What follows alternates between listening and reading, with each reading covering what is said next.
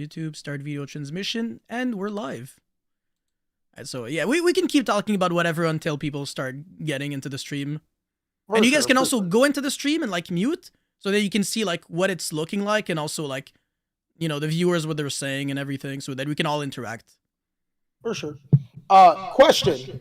What's on the top of my deck? I gotta be on the more PC side, right?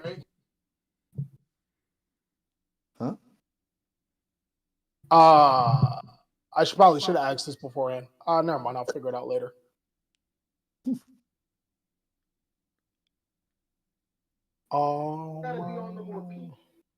Yeah, people are here now. Okay. Yeah. Hey, let's go. Oh, echo is bad. Oh, it might be my fault actually. Yeah, mad echo. Yeah, it's my fault. Hold on a second. How do you even get to the stream? I'm old. Gonna have to hold on. Yo, let's go. Yeah, it's because I didn't plug my my thingies. How do you get to Cali the stream? brothers, don't do that. These guys are awesome.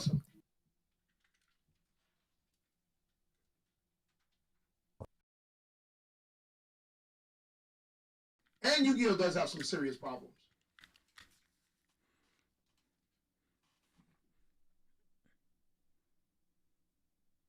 Hold on.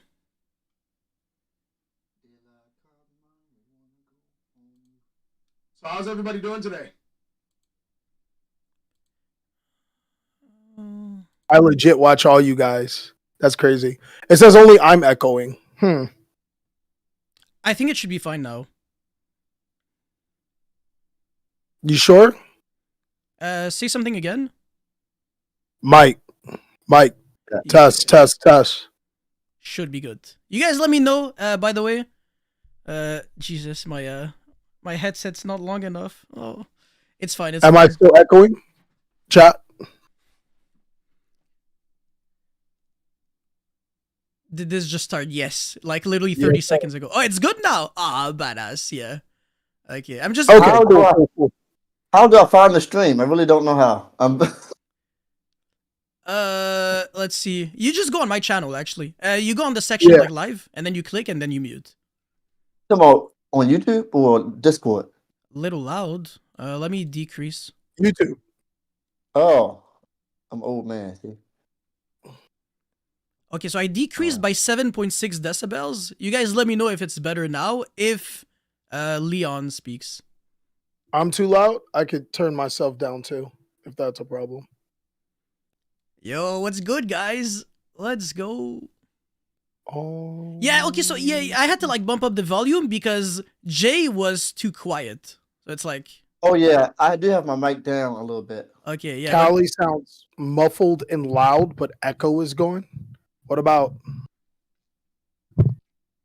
now?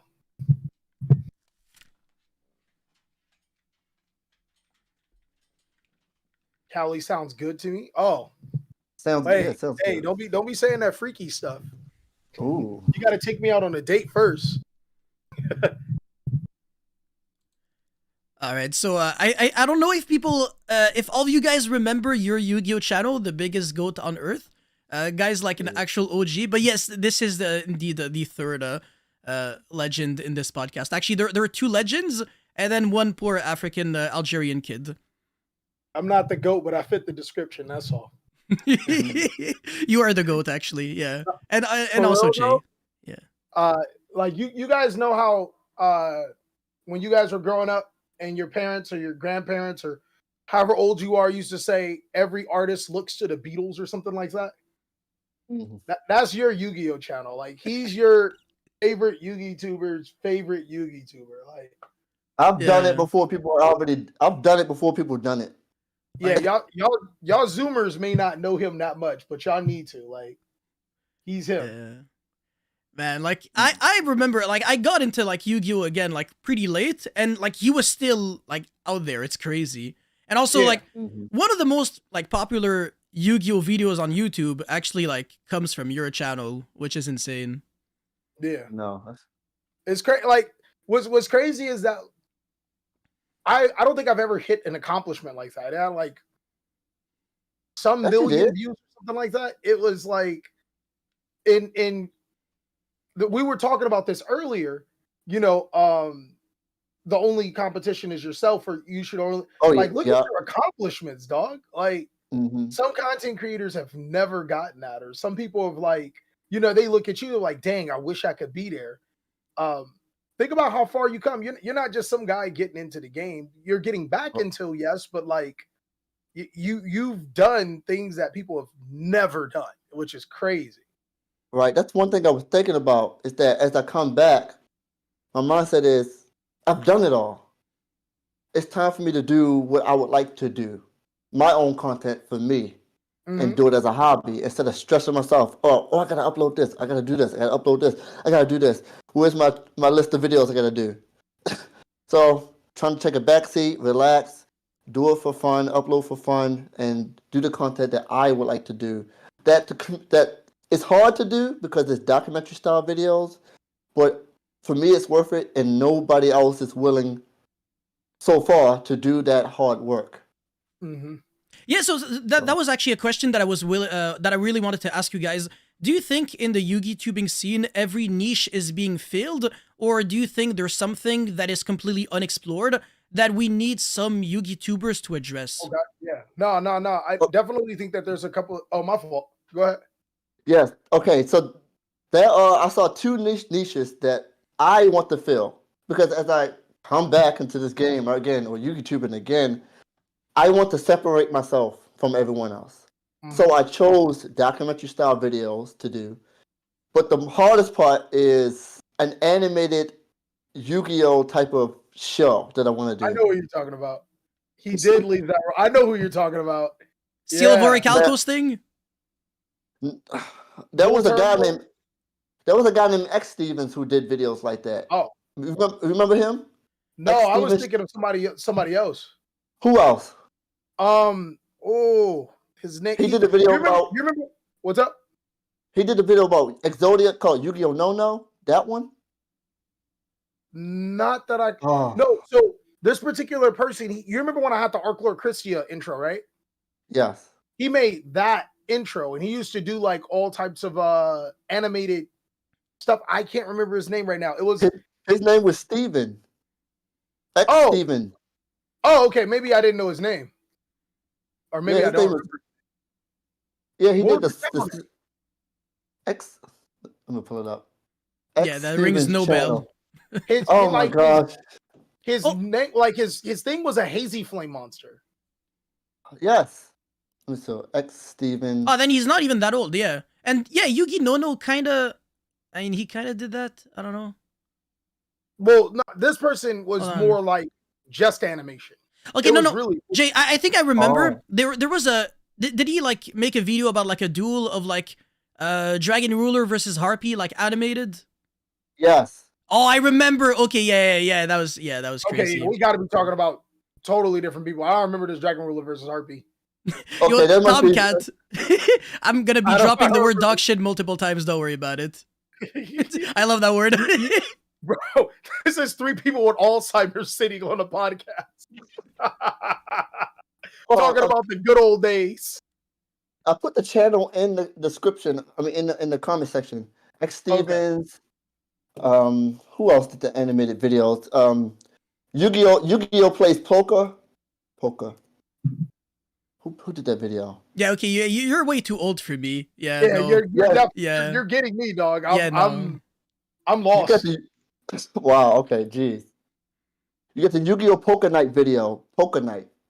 Type it in on YouTube. Blade YGO. Yeah, Blade YGO did do something like that, but that's not exactly I think what we were looking for. Okay. Have you ever played Battlefield? No. Yes, once. Oh my gosh. Yu-Gi-Oh parody videos. Old people. I get it. You know, we have. I mean, Yu-Gi-Oh Bridge doesn't count. No. So, all right. There's a series on YouTube called Battlefield Friends. You play Call of Duty? Have you played Call of Duty? Yeah. No. Right. Come on. All right. Yu-Gi-Oh Friends. He's played it. I played it once and I sucked. I can't. I need something that you guys could know. Okay, the series is called Yu-Gi-Oh! Friends. It's where it's a group of players. I animate them, and I animate all types of situations that happens. You do it on your channel, Kelly. In fact, using shorts. You got your friend, your buddy. I don't know his name with the long hair. Yes, you guys do those situations together. I want to do an animated version of that where I can over exaggerate those things, over exaggerate everything that happens in Yu-Gi-Oh. Okay, so kind of like a mini show. Yes. Like a mini cartoon show. Right. It's called Yu-Gi-Oh! Friends. Yu-Gi-Oh! Friends. Sky Striker Yugi documentary. was the name, by the way. Huh? Yugi Mation was the guy I was talking about. Oh, that was another. Yeah. The chicken. Yeah. Oh, yes, you're right. Yugi Mation, X Stevens. Wow. Yeah. See, so I mean, there was some long forgotten people that our old selves could barely think of. But they were doing so well, but the work is so hard for the payoff. Takes like I think months to that's make why one they video. Yeah, I think that's probably why they stopped. It did take a lot of energy and effort to do these type of videos. And I remember when they dropped, they didn't have the payout that they have now. So these accumulated over time, which is crazy. Mm-hmm. By the way, Bernard is the man that made the legend. For everyone asking in the comment section, I love Bernard. Hail Bernard. Bernard. So, okay, I'm not gonna say. Just gonna stay where I'm at. I think Yu-Gi-Oh needs an OnlyFans creator. All right. No, we only have one. Yeah. Let me call my wife. You already took my job. What? Who? Dragon Duelist girl. Okay. No, I was talking about myself, but yeah, okay. I do it way better. I show feet. Like there you go. Yeah, you're basically Ash. Wait, you show.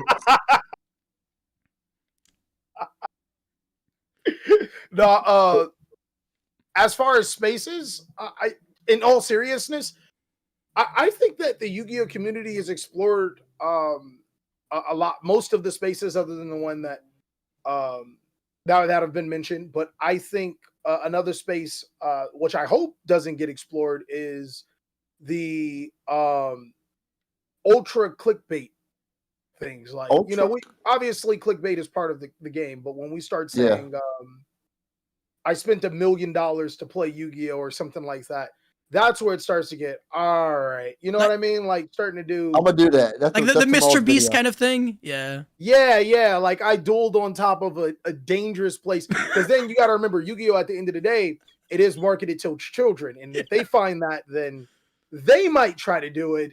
But that's some wild ideas, though. That's some wild idees. Possible ideas. That's I dueled in the middle of the highway. Ain't no way. Bro, this Bobby Barrow person's not telling the truth. No. I dueled on a blimp, like literally on top, in Battle City. Yo, that would be insane. Yeah. Imagine replicating the same thing. Stop. See? If that happens, I'm a dangerous influence. Yu-Gi-Oh's just done. It's over. There's John, we're not talking about Team Sam kind of clickbait. No, that's actually legit. We're talking about actual clickbait. There's the stuff. What's up? There's a big difference between lying clickbait and like exaggerating clickbait. It's not the same thing. People be capping a lot when they use the word clickbait. Yeah, you don't see Team Samurai literally saying I dueled on top of a blimp and then not doing shit. Yeah, close to that dangerous. Yeah, like so. Once we get to that level, I think that Yu-Gi-Oh would be in a very bad spot for content creation. Yeah. Now I might do something like that, but more practical and realistic. All right. Hopefully, it's like dueling on top of. I think even a roof is too much. But I don't know, dog. Maybe it's just some old. I made a video today on the secondary market, talking about how cards are super expensive for no good reason. Like Wanted is one of the big ones. And a lot of people are, they're sharing the same frustration as me, where they're basically saying, these cards should not be that expensive, which I agree with. I am putting a lot of the blame on the consumer base and a lot of the Yu-Gi-Oh players are putting the blame on Konami. We at the end of the day we still agree on the same point. It's just that the way we view it is different. What are your guys' inputs on the secondary market, and do you think it's going into a good direction, or Konami is too greedy? I think. Do you want the good Cali answer, or do you want the other Cali answer? Well, I don't even want the Cali answer. I want the Leon answer. All right. I think Yu-Gi-Oh hasn't really changed anyway. I think it stayed the same, more or less. We've had years for a new card comes out and it's really expensive, then other cards get cheaper. It happens every single year. So like it's the same marketing tactic over and over again. It's just a different face on a piece of a card. Yeah. I mean, agree. Even if you go back, you got to remember Baron the Floor, Access Code Talker, Appaloosa, Boral Sword. They're all SP Little Knight at the end of the day. The Sinful Spoils engine was the Invoked engine. Like it's the exact same thing over and over again. Yeah, but like I don't know, for some reason it's like every single time there's like this new crazy expensive engine or like these crazy staples, the community is going to do as if it's like the first time it happened. And they're gonna be like, yeah, I'm done this time. You're never gonna catch me playing Yu-Gi-Oh ever again. And then like I see them in the comment section like 500 times per year. They never stop playing. Like I'm like, bruv, like what are you like, bruh? Like, they did stop playing for like the first couple of hours, dog. Yeah, that's true. I refuse to pay that much for those cards. I'd rather beat you and watch you lose and watch you. All right, I stutter. I have a speech impediment. If you guys didn't know, okay, so excuse me. I'd rather buy a cheap deck that's still competitive and beat you and watch you waste all the money you spent on those cards. That's what I'm trying to say. Jeez, take two. I'll just lose with the expensive cards. And be like, that's crazy. Keep playing. You know, it's just as far as like. When it comes to, and I'm probably a culprit that you were talking about, Yassine, like you guys pay for. I'll buy it. You know, I think that it's unfair for the people that can't afford it, but I agree. I'm in a very fortunate spot of my where I have every single Yu-Gi-Oh card that I want. So I don't want to say, I'm trying to figure out a better way to say this. I lost my Vanquish Soul deck. I thought it was stolen. Turns out it was downstairs, hidden in something. Bird had it. So instead of me getting another regular ultra rare copy, I wanted to get a collector's rare version, like the max rarity. As I'm going through my cards, like a good vendor of mine from Team Inspire, Ari, he's like, what do you have to trade? And I'm like, I have 3 Wanteds, the expensive secret rare. And so I hit up my boys. I'm like, yo, which one of y'all got the second set of Wanteds? They both had sets of Wanted. And then I had another set of Wanteds in my binder. So this whole time I had 9 sets of 3 play sets of Wanteds. And that's when it like hit me. I'm like, I am in an incredibly blessed situation where Yu-Gi-Oh card prices, like they're inconsequential to me. But that's not everyone's situation. You know what I mean?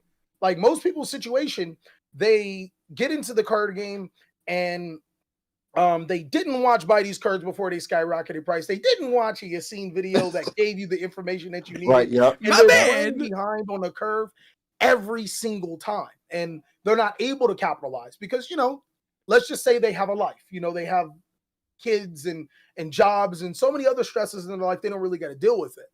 I think that it's really unfair to them. Because those people may not drive Konami's pockets, but those people are the heart and soul of Yu-Gi-Oh. Mm-hmm.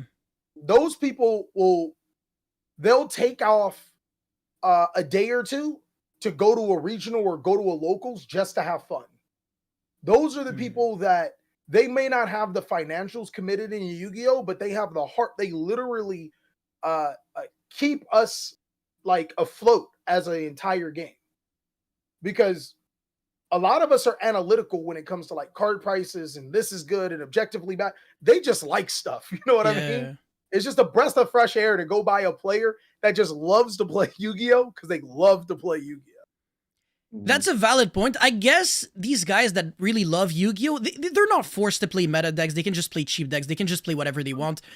I don't know. I guess they feel the need to spend money on like whatever they feel like they always have to get the newer deck. I just read a comment that I think is really interesting. You can just resell the deck staples. That's why I usually play at almost for free. Usually I lose about $20 to $50 after reselling. That's a good point. If you know the deck is about to get hit, you just sell the deck before the hype just dies off. You can almost sometimes make money off of getting a deck temporarily. And there are some investments that are better than others, like, of course, generic staples. Hand shops are extremely good investments. If you have to invest your money on one kind of card, it would definitely be anything in your extra deck, anything that whatever your deck is going to be, it's always going to have these cards. Side deck cards are also very good investments, but a deck core is not a good investment because you have to change it for another deck core if there is another deck that just completely takes its place. So it's also like, it's sad to say, but it's also the player's responsibility to understand that. But again, what you said is also extremely valid. Some people just want to have fun. They just want to play Yu-Gi-Oh! And they don't really want to have to worry about spending so much money. And Konami does sometimes make it very hard. And I can understand people's frustration on when certain cards are super expensive. It is, it is unfortunate. Yeah, it is. Yeah. It is frustrating when people have those expensive cards and you watch them do so many things. Like, wow, I can't do that. It feels like I need that card to be able to do those things to compete. So I feel compelled. And I'm like, people are saying, okay, what deck can I supplement? What card can I supplement for this? And they try it, and it just sucks. It doesn't work the same. Yeah. I think the most frustrating part about that is that if you're playing a deck and somebody plays the exact same deck as you, but it's just better because they're playing the expensive cards. That is really frustrating. It's not that they're playing a deck that's objectively better. They're playing cards that make their deck just better. Crush Card Virus back in the days. You said what? Crush Card Virus back in the days when it was definitely. I got the $1,000 Crush Card, the tribute off my Sengan. Do you have that? Oh, crazy. That's wild. It's unfair, yeah. This is where you can really blame Konami. When they're doing that on purpose to like screw players over. But when it's like a powerful card that kind of has to be secret rare, it becomes fine. Sometimes Konami, and I feel like players don't really give Konami the credit when they do things right. They really just like shit on Konami when they do things wrong. But sometimes Konami would do things like make Pankratops a common or Snake Eye Ash a super rare instead of a secret. We never talk about that. We only talk about what they do wrong. You're not wrong. I think that, and I've been trying to distance myself from just saying Konami bad, because they do a lot of things right. I think the particular, card game, the situation that we're in right now, where there is so many strategies that can be viable, which means there's so many price points where, it would be easier to compete is very good. I think even for the casual community, people that don't really care about competing, just having so many cards that they can have access to that are generic for their deck is amazing. Those are huge things that Konami has done, but they get overshadowed by SP Little Knight right now. Yeah. By the way, go ahead. That's another point. You have so many decks out here that can compete, and you got the top decks, or people playing the top decks, and they just think that's it. They think that's the only thing they can flock towards that they can win with, and they just abandon everything else just for those quote unquote top decks. Yeah. You understand my point? Wrong.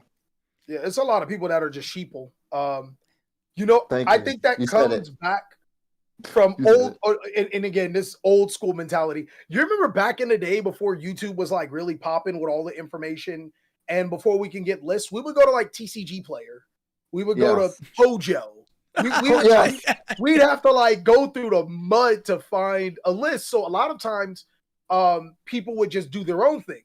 But then when I want to say maybe around 2014-ish, something like that, where information just started to explode on the internet. People became ultra reliant on that information. And now that information is it's king. It just runs them.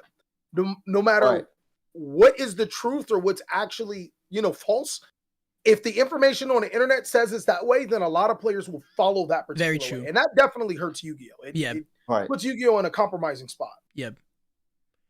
By the way, I just read a really interesting comment and I want to elaborate on that. Skanye said, I have a friend who's played for years simply off the strength of being good, winning with rogue decks, and using boxes earned from winnings to sell cards or put together the meta strategy, then reselling. I don't like that. Because you said it earlier.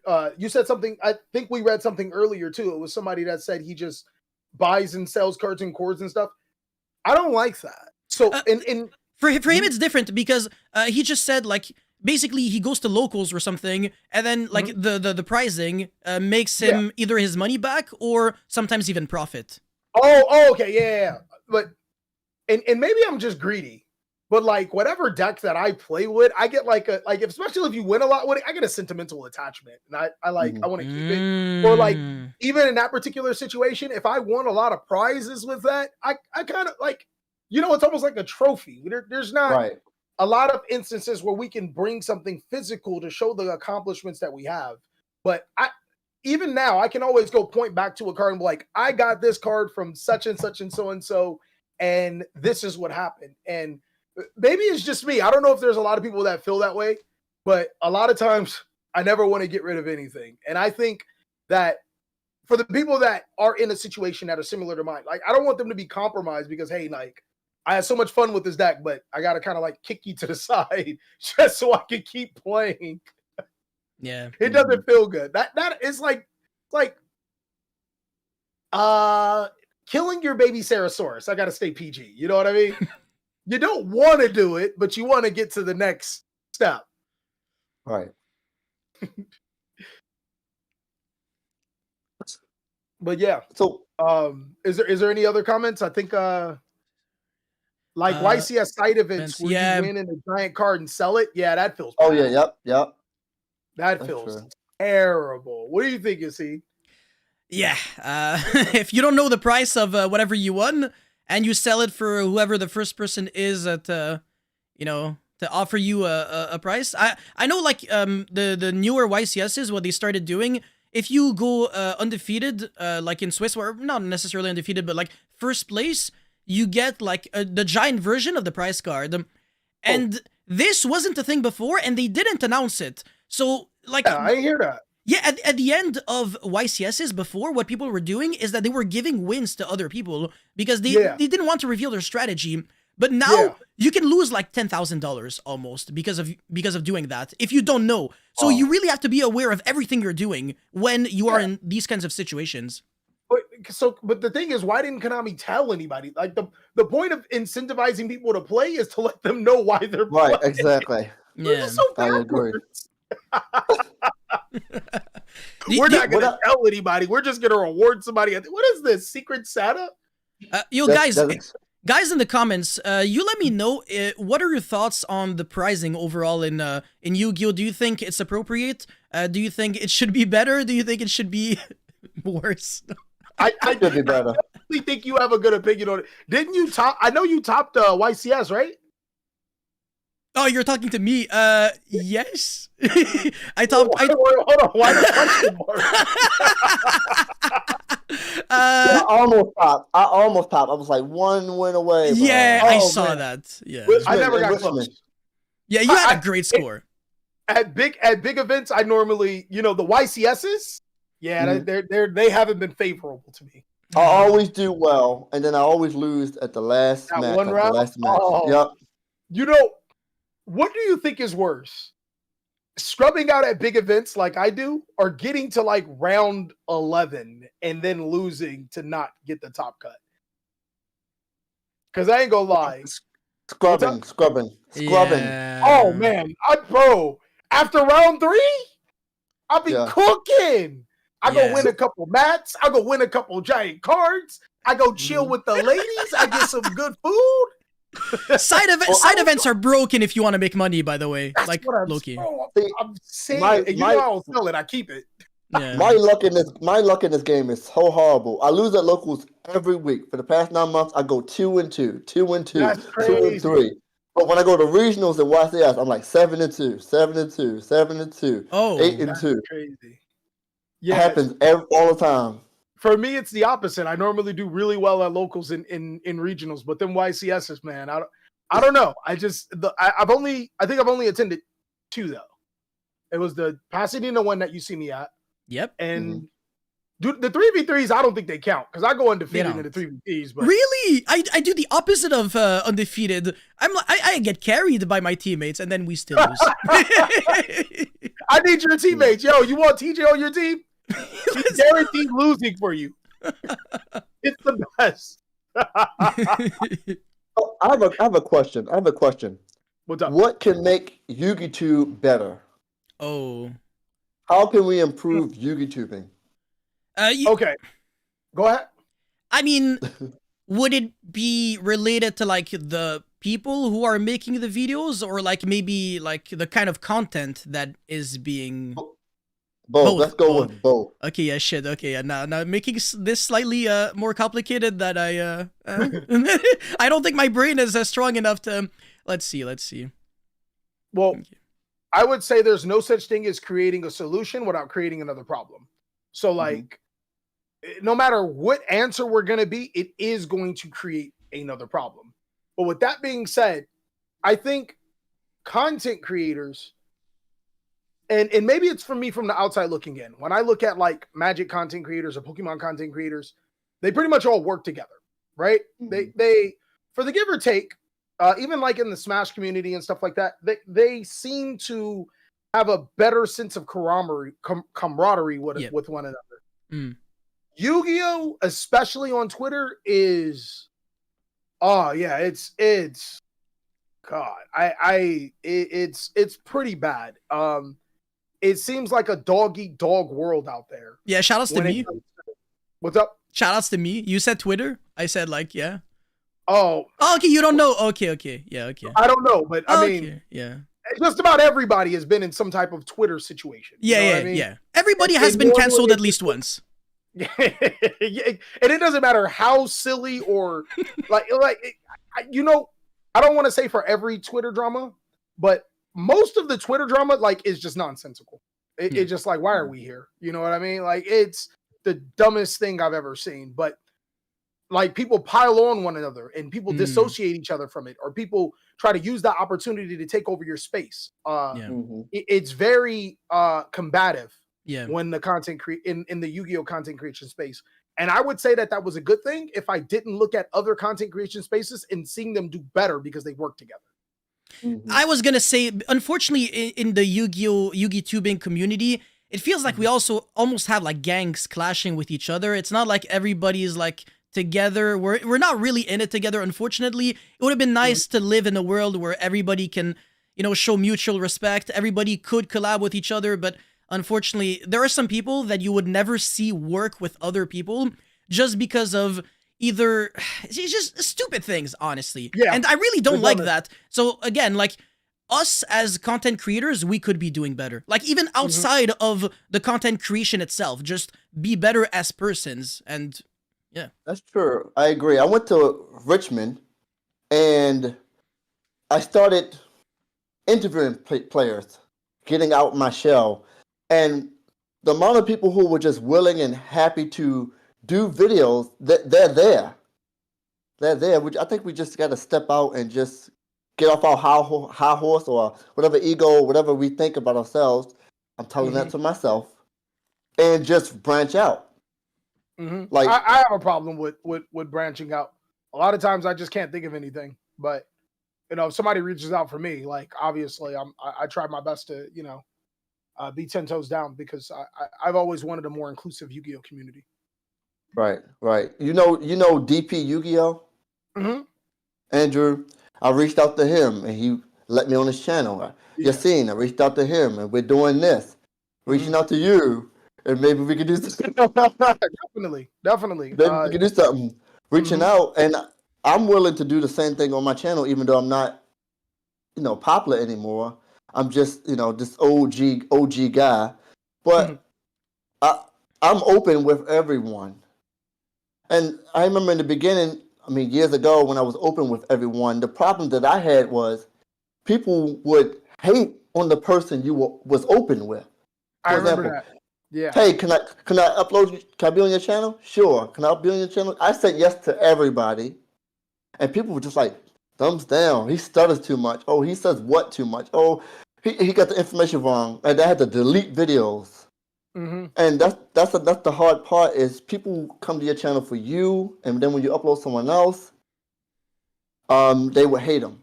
My strategy, I know you want to say something. My strategy was if I upload it to like the scene channel or your channel or someone else's channel, I would do a video that they would do for that channel, not my own, Okay.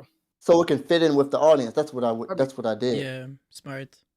I think one of the biggest problems back in that day, because this again, we didn't understand YouTube, is that it would technically be clickbait in the worst way. Because I would go to your Yu-Gi-Oh channel and I would go to your Yu-Gi-Oh channel because I want to watch your Yu-Gi-Oh. I wanted to watch you. I'd click on the video and it'd be somebody else. Like Right. that's like the worst type of deception. That's like finding out your girl ain't your girl. Right. Oh, that's somebody she else. has a So I think it has to do with that, but also it's another component. I think it has to be with setting a standard. I'm not saying you were wrong for like putting everybody on your channel.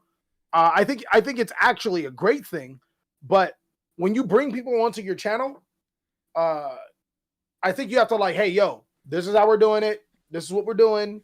Have a structure, be involved. Like actually, because I've uploaded on a couple of people's channels, and it was just kind of like, yo, you got the video, I'm gonna upload it, but it doesn't like follow a theme or like it doesn't have any involvement for the other content creator. And I think that was one of the dark ages in Yu-Gi-Oh! And was pretty big reason why a lot of that did fail. right. But by the way, I just want to tell everyone in the comments. I am reading all of your comments. By the way, I really appreciate it. And speaking of that, actually, how do you guys feel about maybe Yu-Gi tubers not interacting enough with their audience? Ooh. Going back to the price support comment, what did they say we needed less, right? No, I mean nobody really mentioned it here, but I mean, do you think I don't want to throw anyone under the bus, obviously, but price support. They give us too much. Yeah. A whole PlayStation. What is it? Is it still a Nintendo Switch or is it PlayStation 5? It's a Nintendo Switch. Oh yeah. Oh my, a Nintendo Switch. Yes, I know. That's a lot. That's a lot. Konami deep pocketing us, and a whole invite. Come on now. They're not giving us any like. I mean, granted, they're not giving us a plane ticket or anything, or they're not providing any type of. But the whole invite, they're allowing me to graciously enter another Yu-Gi-Oh tournament that they can use for prop. Come on, dog. They're hooking us up. I don't know if we're really including Twitch when I say Yu-Gi tubers. I mean, everybody who makes Yu-Gi-Oh videos on YouTube also. I mean, not really, but like everybody who's on Twitch is also on YouTube. Yeah, I'm pretty sure. I don't recall any of them. But seriously, like Konami really needs to dial it back. I met a few Yu-Gi tubers, but just for free. I met a few Yu-Gi tubers, but everyone gladly gave me a second when I met them. Yeah, you see, when you're at like a YCS and people like they come up to you, how does that make you feel? Actually, both of you guys. I'll let you go first. Oh, so like normally I'm like hella cool with it. I actually love it. It's probably the best experience of the event. I get to talk to a lot of people. We get to communicate. They normally bring up something that I do not remember, but it's crazy. The repeat people that I meet, they're like, "Hey, you remember me?" I'm like, "No." Oh, like, I know. I've had that. Like, bro, come on now. Like, I would remember my name if I didn't have a name tag. Like, come on. That's true. YCS Richmond, I met so many people. They're like, "Oh yeah, I was watching a video when I was 14." I'm like, "Wait, huh? How old are you now?" Oh, no, yeah, I get that. Like, I've been like when you said it, you said it earlier. You were like, "Yeah, I was watching you guys as a kid." I'm like, "Oh, come on, don't do that to me." Yeah, now they're grown men married. I'm like, oh. My only beef with it is that sometimes, you're emotionally drained and you need a second to yourself. You don't get that second to yourself unless you say it. And I will say it, and somebody, days later, someone, Cali Effect is a jerk. He didn't want to talk. Yeah. That happens, yeah. Yeah, it's like, sometimes they just catch you at the worst possible timing. By the way, Sonic, much love. You're the best. Like it's pretty bad to be in a situation like that. You know what I mean? Or people have a negative experience because not everybody's going to have a positive experience, and they take that to the internet and they add some extras on it, and it's on Twitter for Yu-Gi-Oh drama. So it's like, yes. Like you can't win for losing out here. When I go to events, I'm like, you still care about me? That's how I feel. Like some black guy from Baltimore, poor, don't have no money for cards, selling lunch money for cards. You care about me. Hustler. A guy who stutters, teeth messed up. You care. So it's like, wow. It's like, wow. Yeah. They like the swag of a young black man that grew up in poverty and rose above the occasion to be a prominent member in the Yu-Gi-Oh. Why wouldn't they like that? Come on, man. That and plus that, like I retired like 3 times. Aren't you tired of me already?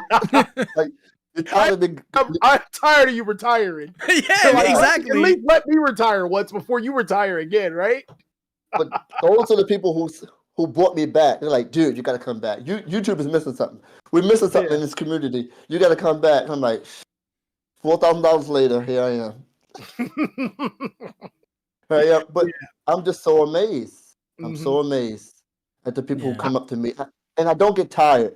And usually when I go to events, I'm with DP Yu-Gi-Oh. So we're together. So he's like, I don't want to be bothered. He in your city? He's in Virginia. Okay. We used to live together. We were roommates. Okay. I didn't know that. How come y'all ain't do no collabs? We did a lot. What? We have. I have older dumb because I don't remember any. I have a ton of them on my channel. Okay. But those are one of my most viewed videos. So Drew's like, oh, leave me alone. And I'm like, hey, come meet Drew. Come over here. He doesn't want to be bothered, but come on, let's go. And then he's like, he starts talking. So he has this personality where he's like, don't bother me. Then when you talk to him, he's like, hey, how you doing? What's up? Let's talk. So I know him. He puts on a front. He's nicer than what he looks. Wait. Oh, okay. Yeah. I've always liked his channel because of the battle rap. Like, yes, he watched a lot of battle rap. When he put the battle rap in there, I was like, yeah, this is my type of channel. You can't spell bars without R's in it. Okay. I don't mess with Arsenal no more. Okay. It's been years since I watched it. It's been years. I'm very humble. Go ahead. No, I'm just saying I'm very humble when I meet people. It's just amazing. That's it.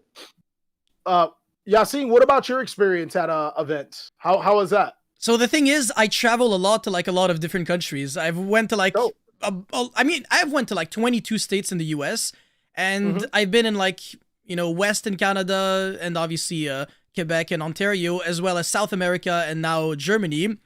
And it's just completely insane experience meeting people there because they all know you, but you don't know them, and they're all different from, the rest. So it's, you meet them and you're like, oh my God, it's actually, I can't believe that people know who you are, like regardless of the country that you are. It's crazy. It just, honestly, it's exactly like you said, it's the best part of the event, and it's the reason why I'm just so happy to travel there. I go to like YCSs almost especially exclusively just for the experience and also for the exposure, and also to let people know that I want to see them actually. I'm not just, pixels behind a screen. I really want to interact with my viewers, and it is an absolute pleasure for me to do so. And if I could meet all of my followers, I 100% would actually. It's just insane. I like that. That's dope. Yeah, I would like to meet most of them. Just statistically, I'm pretty sure there's some people like, I don't like you. Yeah, I'd like to meet most of them. Yeah, most of them. Yeah. Most. Just most. Some people are like, we probably should never be. You know what I mean? But like, I think a huge majority of them are like, yeah, sure, definitely, we got to hang out. Those are, I think that's dope. I haven't been out of the country. I've been, I think, like 4 different states. So I can only imagine what it's like. Yeah, I don't really travel a lot. Really? Oh. Yeah. Okay, I've been California, Nevada, Utah, the worst. Oh my God. Second worst state in the union. Missouri, the actual worst state in the union. Okay, so 6. Texas, the second best state in the union, and Florida, which is the best state in the union. For my experience. Fair enough. Fair. You know, like those completely different experiences, and it's always amazing, like going through these. So you're not wrong. Utah is that bad? Utah is terrible. Really? Utah is the second worst place I've ever been in my life. Why? Salt Lake City looks nice though. Really? Yeah, no, it looks beautiful. It's drop dead gorgeous. Okay.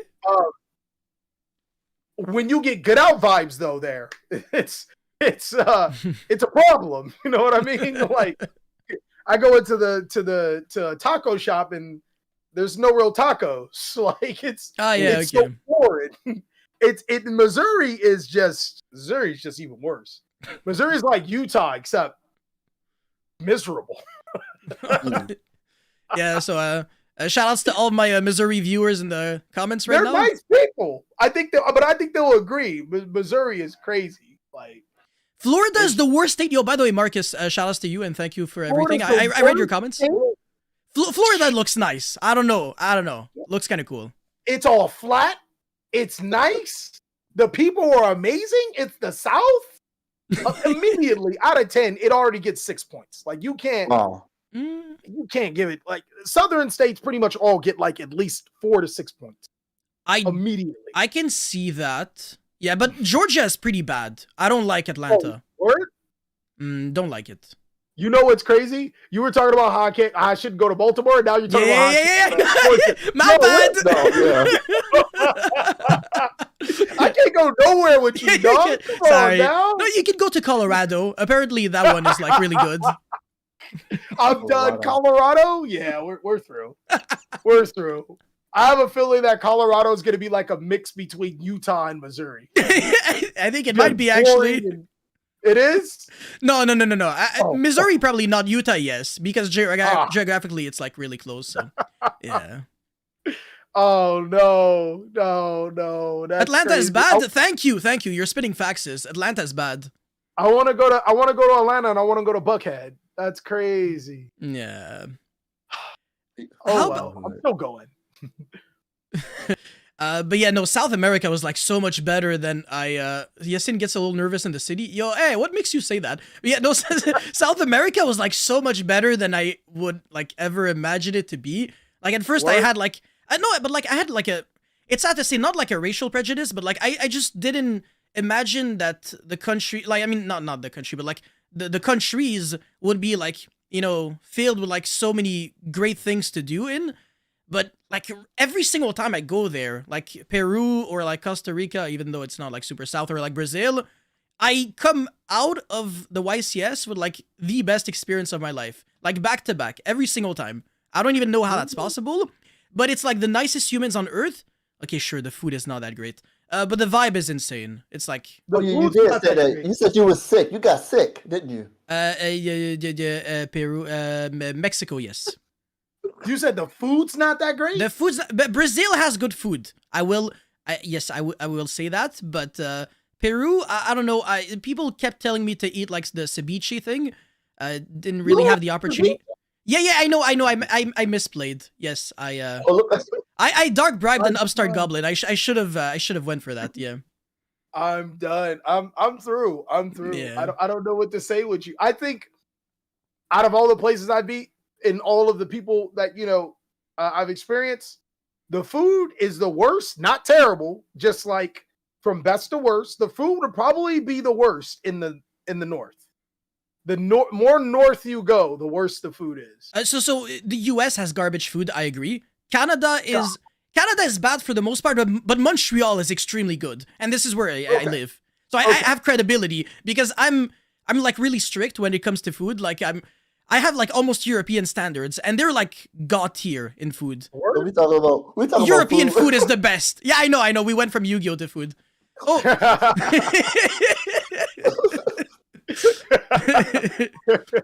Well, I mean, people need to know when they go out there. They need to know if the food's good. Right? That's true. Yeah, we're trying to make all you guys go to YCSs, eh? Yeah, like so when you scrub out by round 3, like me, we could all just go get some good food. Facts. See, that's what people do. People, oh, I'm done. Let's find something to eat. They go for food. So when I was in Richmond, people were going to Subway. People were going, where were they going? The chicken place. There was this one spot. I opened the door. I was like, it's empty in here. Let me try it out. And then I told people, this place is good. Then it came packed. People was eating and they're like, this is really? good. Oh, okay. Yeah. It was a noodles place, like a ramen noodle food place. It was good. Okay. Yo, by the way, And then I went, sorry. I do agree that Texas has the potential to have good food, but yeah, keep going. That's the then I potential. went, Texas has some of the best food. Anyways. Not for I me. went home. My standards are high. My bad. Bro, your standards are crazy. That's what they are. You Very. said Cevicce's bad.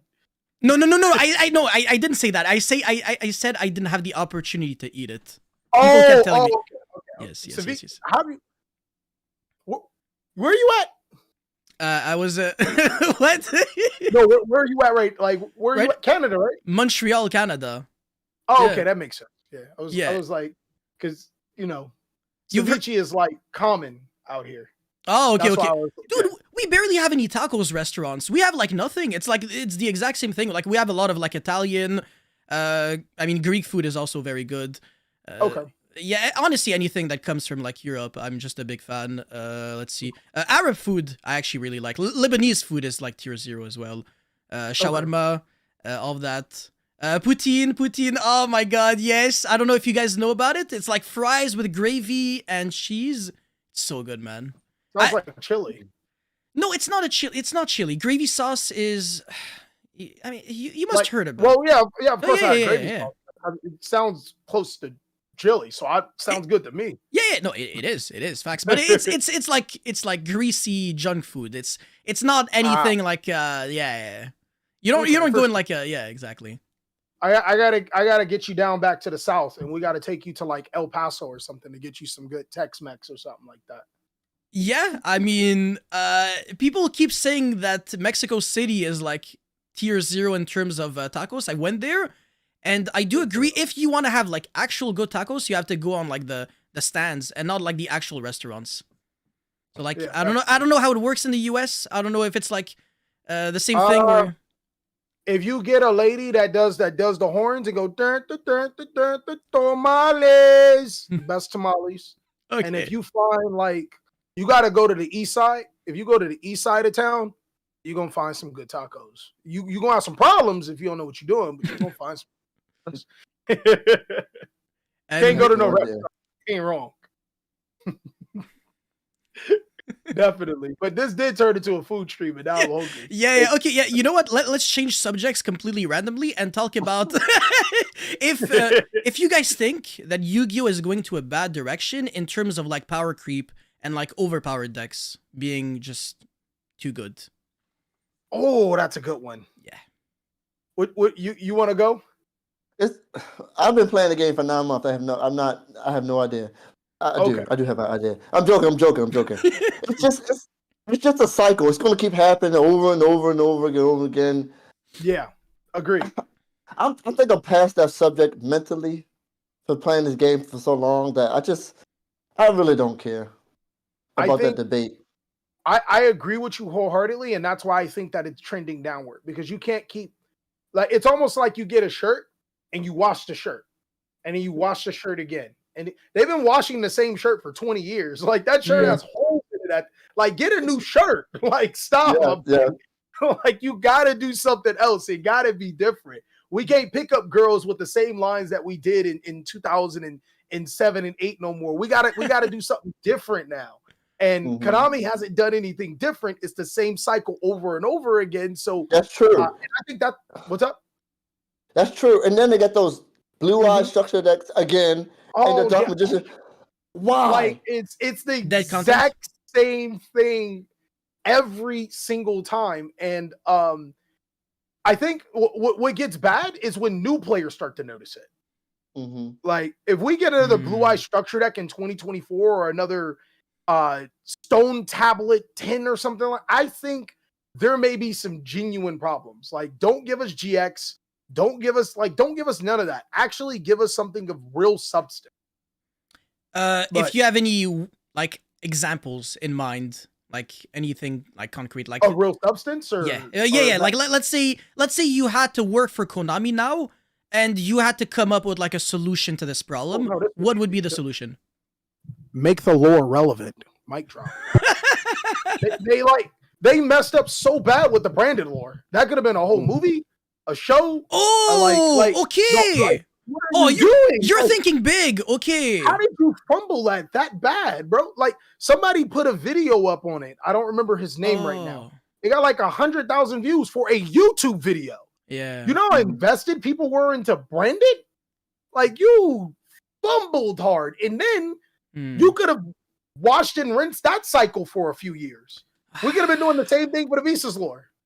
Like you already have the imprint. You just fumbled the bag so hard that it was crazy. And then imagine you put like 5-6 episodes on Netflix. Then you make that a season. You come back, you do another one, and you do another one, and then you add on to the first season of like a couple years later. Do you know? I promise you that in 2027, if they dropped the Shadol video, it people would watch it. If they dropped a Lightsworn video, people would watch it. Just like if they dropped a branded video, people would watch it. Like you genuinely fumble a prime opportunity to make your cards more important than X character on a show. I actually agree, because back in the day I did Yu-Gi-Oh card stories, and the views that they got, you think that people didn't care, but they do. They invested in it more. That is such a smart idea. I never thought about that. Like, actually turn the lore into something that matters instead of something that nobody cares because they just want to play the cards in their deck competitively.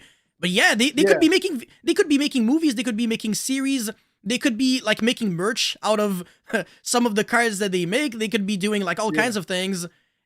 They could be making special events with these things. And you want to know the worst part about it? It's so bad. I don't work with Konami anymore, so I can say stuff like this. It's so bad. I would like, they'd have us do a video on like Sword Soul and stuff, or like branded. I did a video on Sword Soul a couple years ago, and I would mention some lore. They're like, yeah, you can't do that. You got to take it out because it's not official for the TCG. It's only for the OCG. What? Yeah. No way. They would go as far to, yes, they literally went as far to take the lore out of the TCG as opposed to letting people talk embracing it. Yeah. If you go look at any content creator's video, they don't mention lore. They can't. They literally can't unless they change their stance on it. They legitimately cannot mention lore. That's amazing. Konami has actively shot themselves, and they've done it so many times, and that's why Yu-Gi-Oh is in the spot that it's in. Yu-Gi-Oh could have been like Pokemon. Not saying Yu-Gi-Oh's in a terrible spot, but Pokemon is like international. If I walk around with a Pikachu backpack, people know exactly what it is. If I walk around with a Dark Magician backpack, less people know what it is. And those are iconic. They're supposed to be the same level. We don't have like a real mascot for Yu-Gi-Oh that really, that really makes everyone in the world be like, yeah, I know that thing.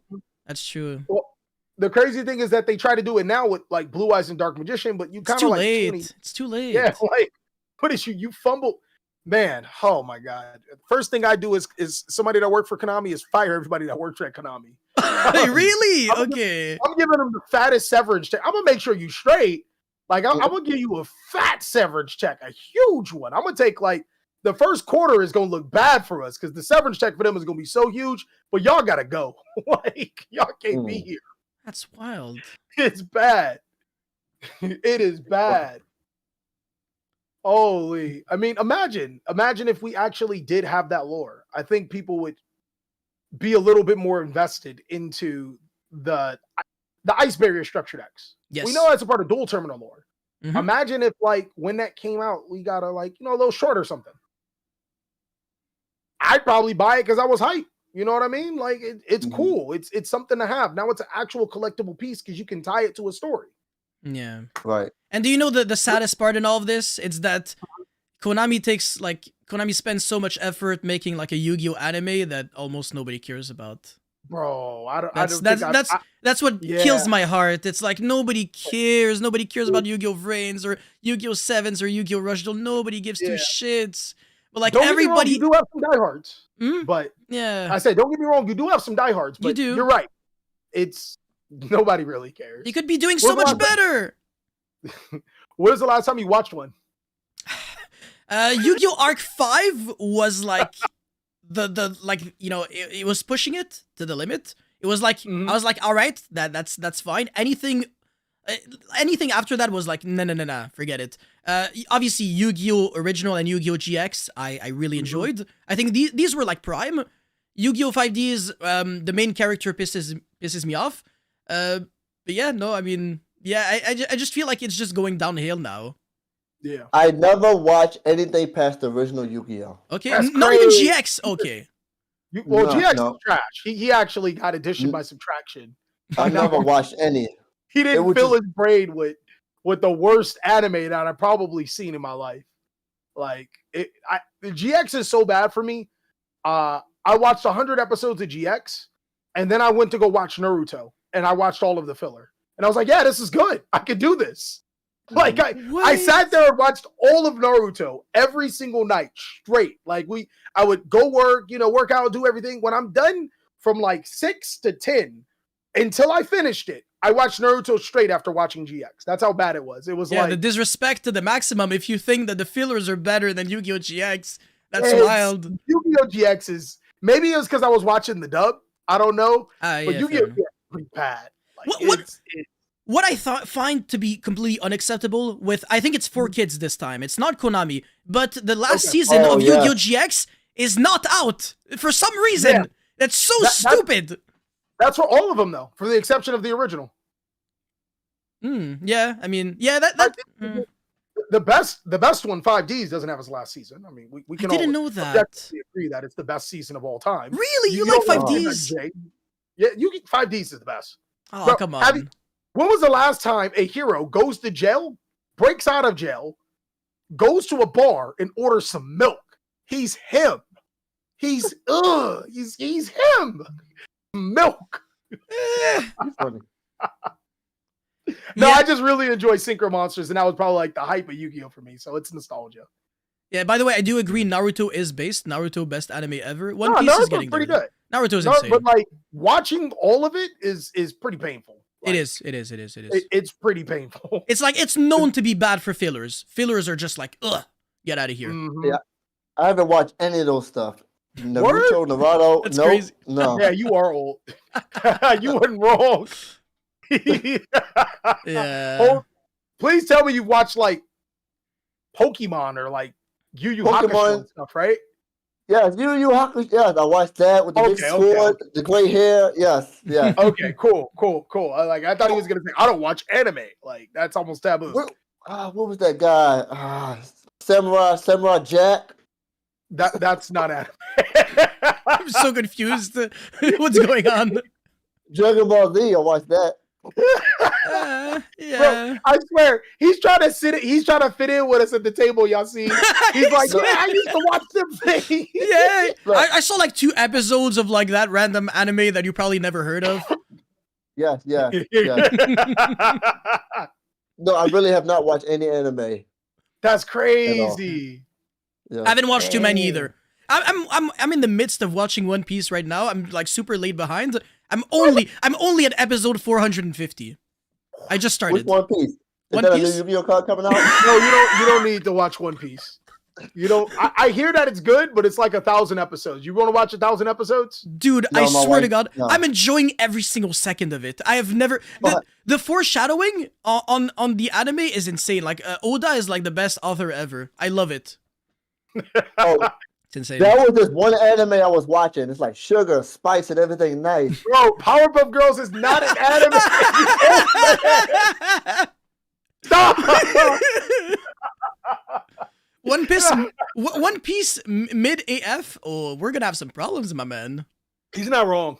No, it's not mid. He's not wrong. It is He's very not not wrong. mid. It is very He's not not mid. wrong. How many episodes before you actually got into it? Don't lie. Okay, not gonna lie, the first like 60, 70 episodes. Oh my god! Bro,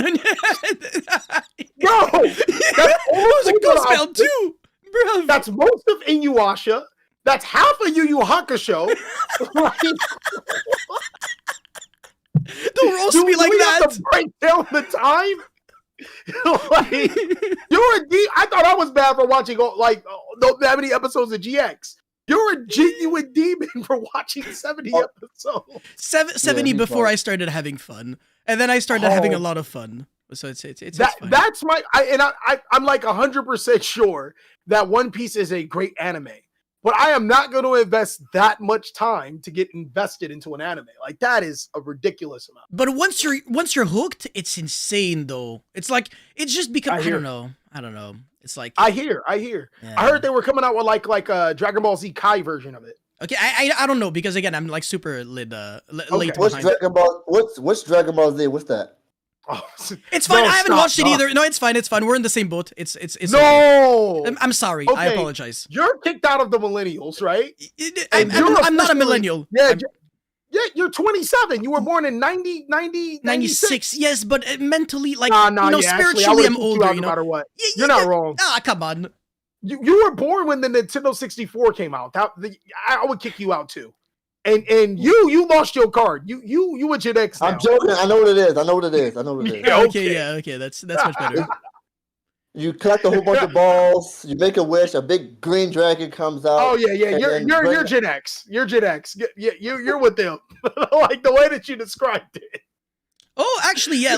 Let's get a little personal. Some people might not know this. Both of you guys, what are your non-Yu-Gi-Oh hobbies? Ooh. Cooking? Really?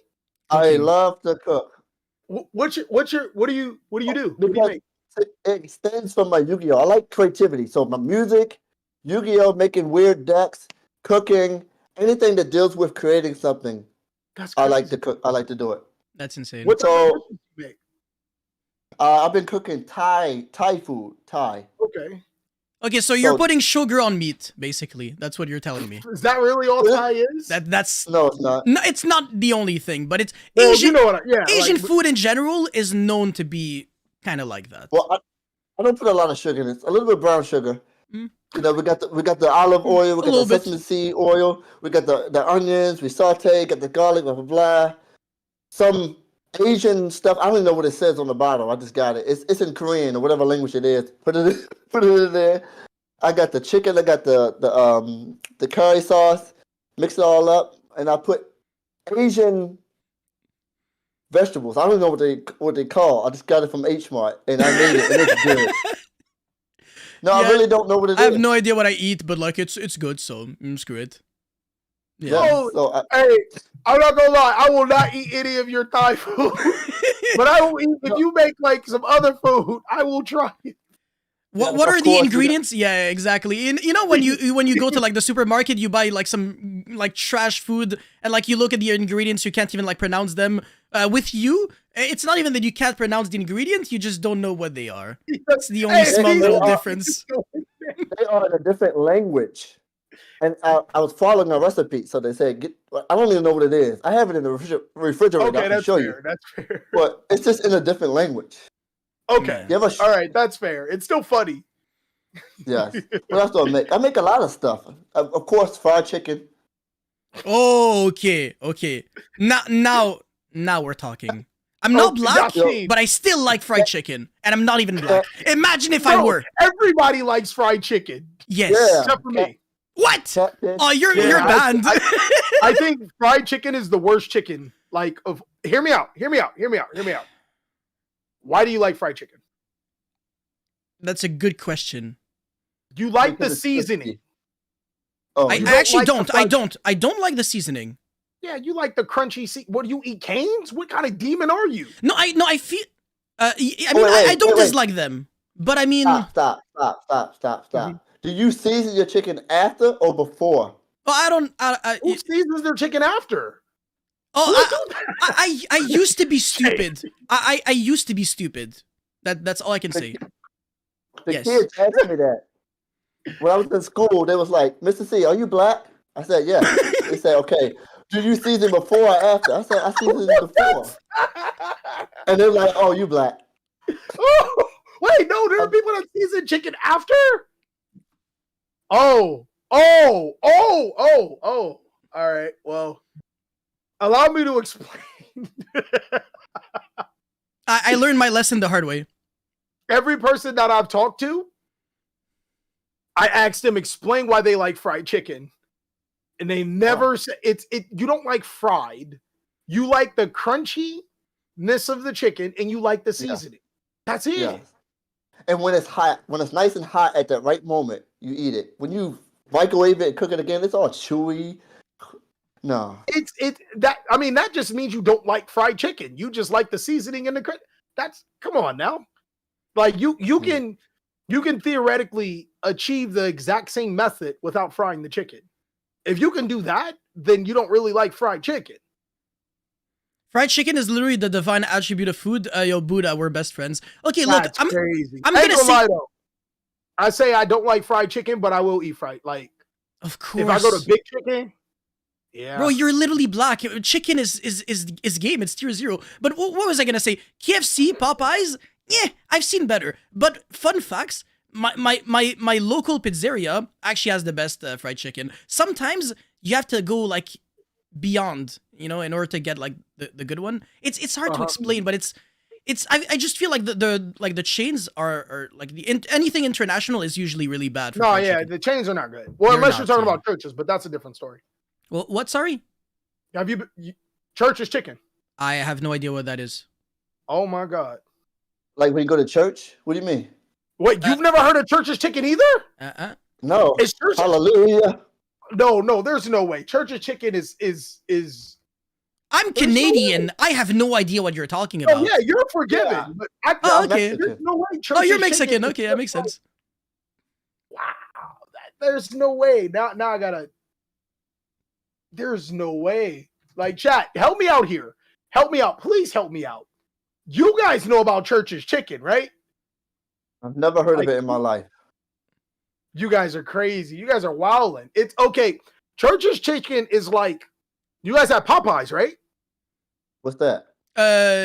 You've heard of Popeyes? Yes. We don't have it in Montreal. We have it outside of Quebec, like my province. Okay. There's none in my province, but yeah, of course, I'm very well aware of the existence of Popeye's Chicken wishes it can be Church's Chicken. Fair enough. Church's Chicken is the holy grail of all fast food chain chickens.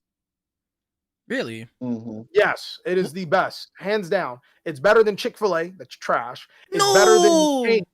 Trash, bro. It's you get breaded chicken with no seasoning. Stop, okay? Fair. Stop. Yeah, I mean, I feel like that's the issue that like seasoning. Basically everything in the US just lacks seasoning completely. It's like you guys have like the most bland food I've ever seen. Don't say you guys, all right? Okay, not you guys, but like the whole country, basically. That's because you gotta come to the South, or you gotta come to the Southwest, I like to call it. You're gonna get some good decent food. I know the situation that you've been in. Yeah, I've been in that situation. It's the worst situation. Midwest, man. Midwest has garbage food, inedible. Oh, don't say that to them. They'll get mad. I don't think they care. I think they agree with me, actually. No, Americans are actually like the most reasonable humans on earth, actually. They will openly admit that their food is dog shit. It's kind of like Germans, actually. Germans all say their food is piss, but... Really? No, German food is garbage. No, German food is garbage, but food in Germany is good. Not because of the Germans, but because of the Turks and the Arabs.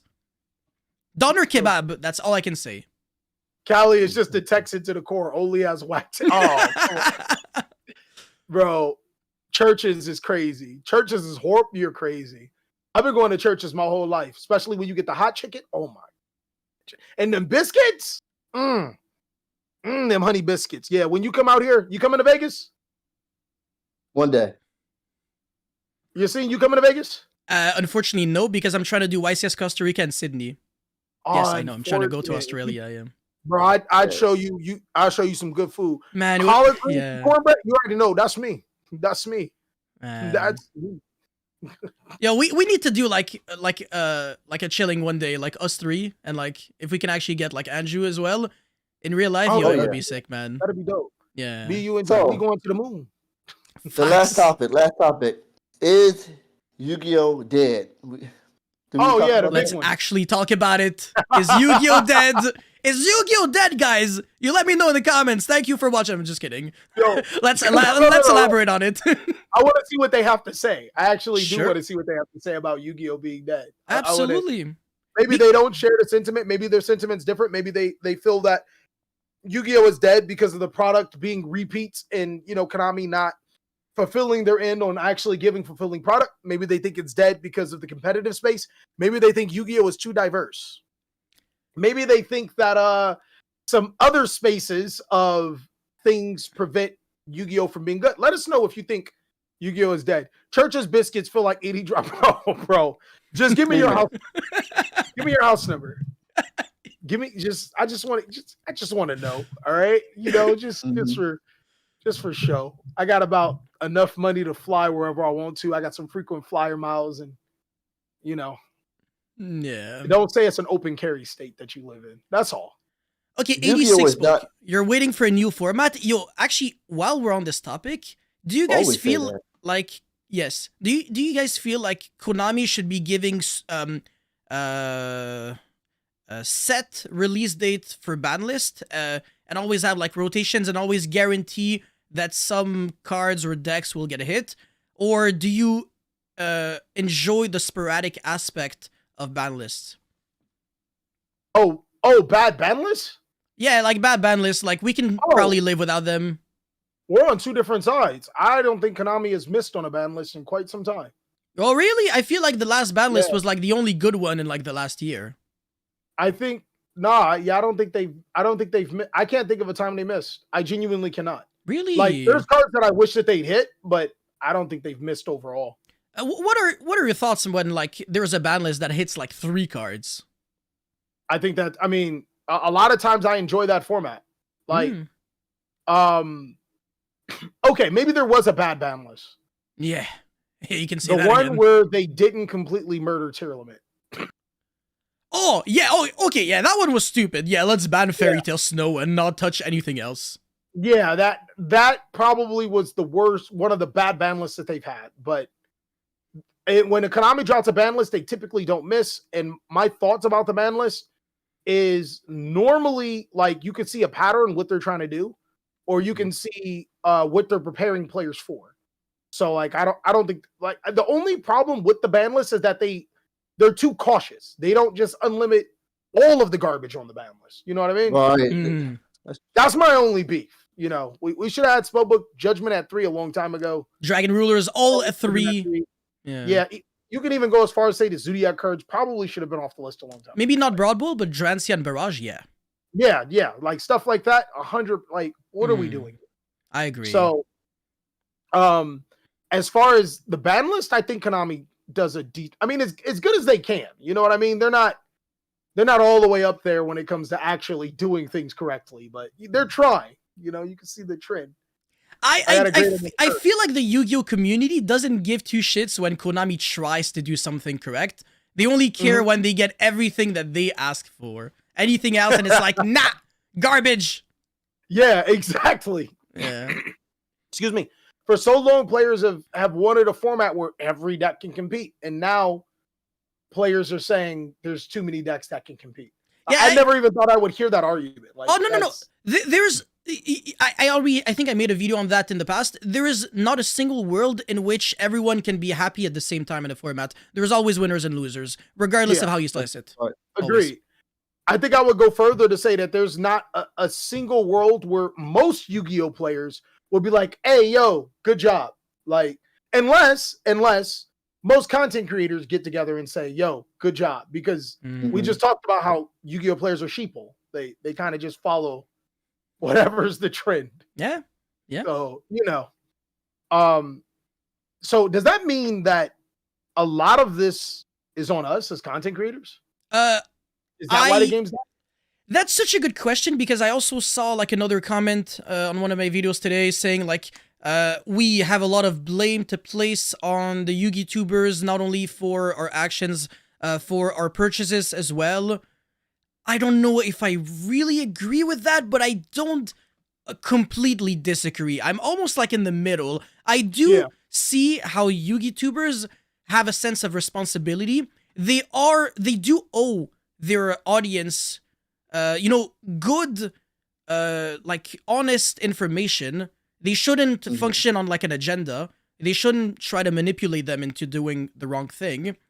So yes, I do see that point. I do think that YouTubers should do like an optimal job, honestly, if anything, at helping everyone achieve like just the optimal the best results for everyone. What do you think, Jay? I have no idea. You just want to do you. You just want to do you. Yeah, exactly. Yeah. You want to just make people laugh, and I think your content is more of like on the entertainment side, whereas I'm more on like the education side. So that's the reason why I think it doesn't necessarily apply to you. For me, I'm just a casual. I'm just playing for fun, just casually playing. That's just me. Yeah, you're not wrong. You're not wrong. I think the overall sentiment of Yu-Gi-Oh is that we talked about this before, is that Yu-Gi-Oh is on its way to be DOA, because when the youth stops being into the game, that's a real problem. Yes. Okay, that's a point. Yes. The kids at the school I go to, we talked about this earlier. Yep. I've been finding my videos online, and they have no idea what Yu-Gi-Oh is. Like, what are you talking about, Mr. C? You play Yu-Gi-Oh? What? I'm like, oh, you're like an old person now. Try to pronounce these things. But there's some kids who are interested in this game, so you still have a flow of players who are willing. I think we just have to nurture them or try to introduce it to them in a way that appeals to them. Yeah. Am I on the right subject? Yeah. It's also, I mean, at the same time, it's really hard to appeal to them, because is there a harder Yu-Gi-Oh? Is there a harder card game than Yu-Gi-Oh? See, that's the thing. When you introduce, that's why the structure decks and the starter decks are there that we all look at. We're like, oh, the starter deck, who will play this? This sucks. But it's for those people. It sucks on purpose.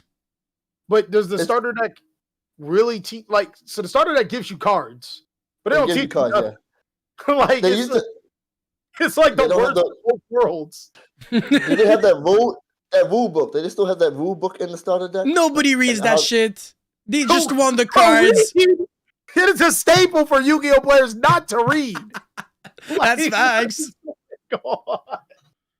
They don't know their player base.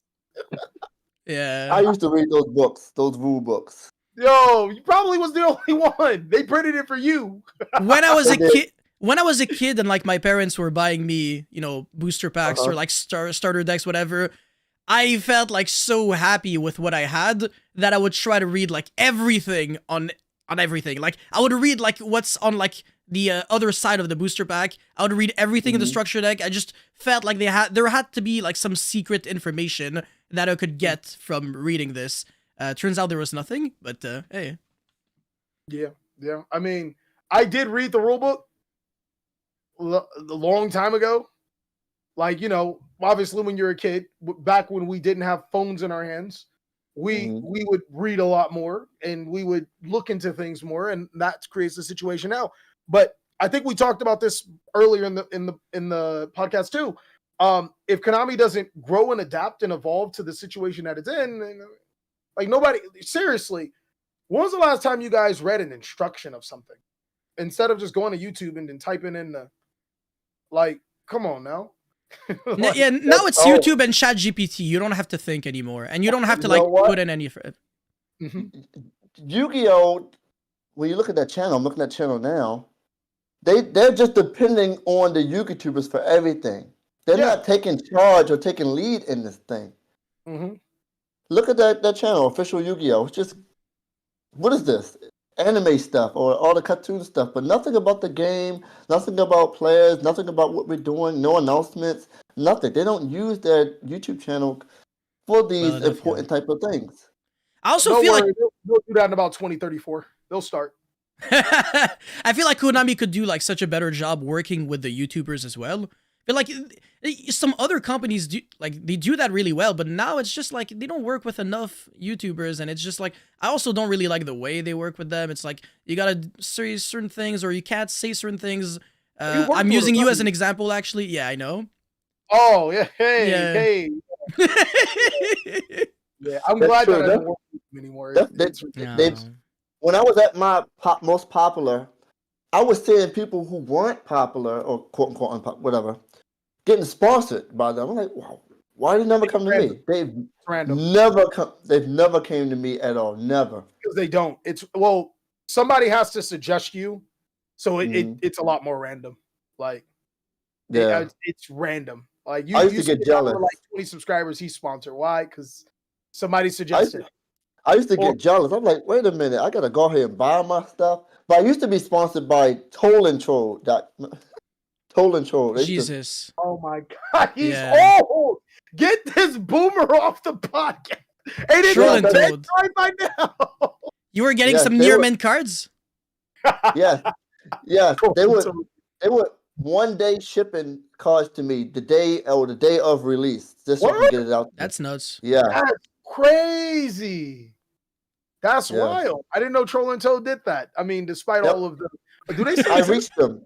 They do. I reached them in the marketing department. I said, "Hey, look, I got blah blah blah blah blah blah blah. Let's collaborate," and they agreed. Hmm. And then Konami started sponsoring people. I'm like, wait a minute. And then something happened with Troll and Toad. They went through some phase where they were blacklisted or something from Yu-Gi-Oh products for a whole year, and then I lost all my sponsorships. But I do get jealous sometimes. Like, oh, look at him. Got sponsored by Konami. Must be nice. It must be nice. Don't kill me. grass ain't greener? Grass is not greener. I I would. wonder what they would tell you not to say. What did they tell you not to say? I look at wish I knew. Yeah. Oh, I mean, I don't mind telling you. Oh, Nothing. You can't say anything. okay. There we go. Simple. Well, first of all, you can't do market watch videos. They cannot accept the existence of the secondary market because it's not Konami endorsed. I can definitely see that. When I mean, I can tell you probably why your channel didn't get it. Mine. No. Well, yeah, of course you do market watch videos. Come on now, like stuff like that. Oh, I'm like the You most talk about the politically OCG as incorrect. well. Of course. Yeah. Yeah. You talk about the OCG. You do market watch videos. You disqualified. Yeah. Yeah. Your video was that one video, the one we were talking about, the Battle and Boxer one. Oh, I think that one's a possibility. So. Oh, maybe because I'm associated with DP Yu-Gi-Oh, because I have him on the channel too, and they will never sponsor him. Yo, yeah, they see the battle rap. Oh yeah, they're done. They're done. They're done. They're very so. Konami doesn't run, and this is another thing. I think this is huge, because we like to blame Konami. When I blame Konami, I'm not blaming Konami US. I'm not blaming Konami EU. To be honest, I'm not even really blaming Konami OCG. I'm blaming Shueisha, to be honest. But Konami is the word that everybody knows. Konami TCG has to report to Konami OCG, who has to report to Shueisha. Hold on, can you elaborate on that? I've never heard that term before. Oh, Shueisha is the company that runs all manga, like the most popular manga, like One Piece and stuff like that. They also have rights to Yu-Gi-Oh. So, like, if you look at the bottom of your Yu-Gi-Oh cards, it says Studio Dai Shueisha. Oh, Yeah. So, hold on a second. Someone told me that before, actually. Hold on. Let's see. Oh, that wasn't there before. Like, yeah, no, it wasn't. It was Kazuka Takahashi before. Yeah, but it's always been this way. So I'm gonna let you know. And again, this is why you guys should not blame US. They're great people. Yeah. The people, for the most part, at US, Yeah, they're phenomenal people. They love Yu-Gi-Oh! Some of them don't necessarily play, but they're into the game. Not their fault. They have to ask Konami Japan, OCG, for permission for something, like a ban list. They have to go them, send all their changes, and ask for permission. Then OCG, if they approve, they have to send it to Shueisha. Then, keep in mind, Shueisha's not even a Yu-Gi-Oh! Company. It is a media company, right? They have to approve it. Send it back to OCG, and OCG has to send it back to TCG. Do you see? These are American, Japanese, like, do you see, like, just off of that? The hierarchy, it's wild. Yeah, like, how much time it takes just off of that. Because once it gets to Shueisha's desk, they don't, we'll get to it when we get to it. You know what I mean? And then you got to get it from the TCG to Japan. I'm not saying that you got to, like, airmail it, but, you know, they'll get to it when they get to it. It's one of those things. If you've ever worked at an office, you understand what I'm getting at. It's the exact same thing. So I think one of the biggest points, and I think that we can all point to, is, you remember 2019? I know you guys played in 2000. It was either 2000. Yeah, it was 2019. Firewall Dragon. Yeah, I remember that. Firewall Dragon is the main character card. I think I can see where you're going. Yeah. Konami needed the card banned. They send it into the OCG. OCG, okay, you know, we want it banned too. Send it to Shueisha. Nah, that's the main character's card. We got to keep that in there. And this might sound like, I'm telling you, this is 100%. This is facts. This isn't some conspiracy. This is 100% fact. This is factual. There's no debate about this. So a lot of the TCG Konami, they want to do things that actually would help the community. Yeah. But they can't because they're tied. And I do make fun of them. Why don't they do this and why don't they do that? Because they literally can't. They don't even have a marketing team to actually manage comments. That's why we don't have the comments turned on for our video. Yeah. Like, there's an explanation to why Konami and the TCG is the way that it is, and it's pretty much coming back to, they don't even run their own thing, so they got to answer to a Japanese company that is old school, as we would say. It's an older school Japanese company that still goes by the old way. I wouldn't be surprised if they still fax stuff. I genuinely wouldn't, because they're that old school. That's pretty much the answer to why Yu-Gi-Oh's dead. Yeah, it makes a lot of sense. You know, it's really just not it's not Konami's fault. I mean, unless things are about to change and they can actually, like, become independent. But I don't know. He said change. Yeah, that's a good one. Okay. Yeah, it's not gonna happen. Riddle me this. Why would a multi-billion-dollar company change its profits? Like, why would it change if the profits are still staying the same? Right, that's true. Crap. Okay, yeah, I see where this is going. Oh shit, yeah. People would have to start boycotting, basically. Yeah, like, it would be the only way. Oh, nobody's gonna do that. Nobody's gonna do that. Oh, yeah. If I get that report and the numbers are the same or better, I don't care. You know what I mean? And it sucks because we as card players have less control over our game than video game. You're video game players. I know you don't know a lot about Call of Duty, but there was a Call of Duty game that came out just recently, and players literally destroyed it because it was supposed to be and again, I'm not too knowledgeable on it, but it was supposed to be some type of download, like an add-on, but they charged us for it or something like that. Something amongst the lines of that.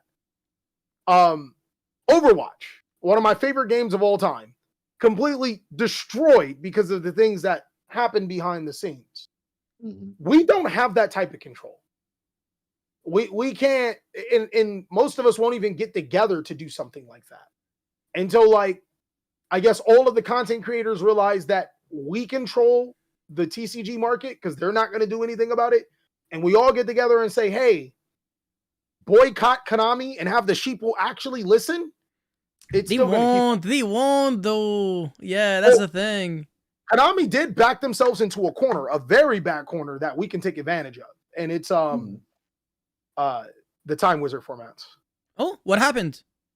I mean, The hypothetically, Edison thing? Yeah. yeah. Well, yeah, I guess Edison. I hate Edison. I think Edison's trash. Yeah. Fair But, enough.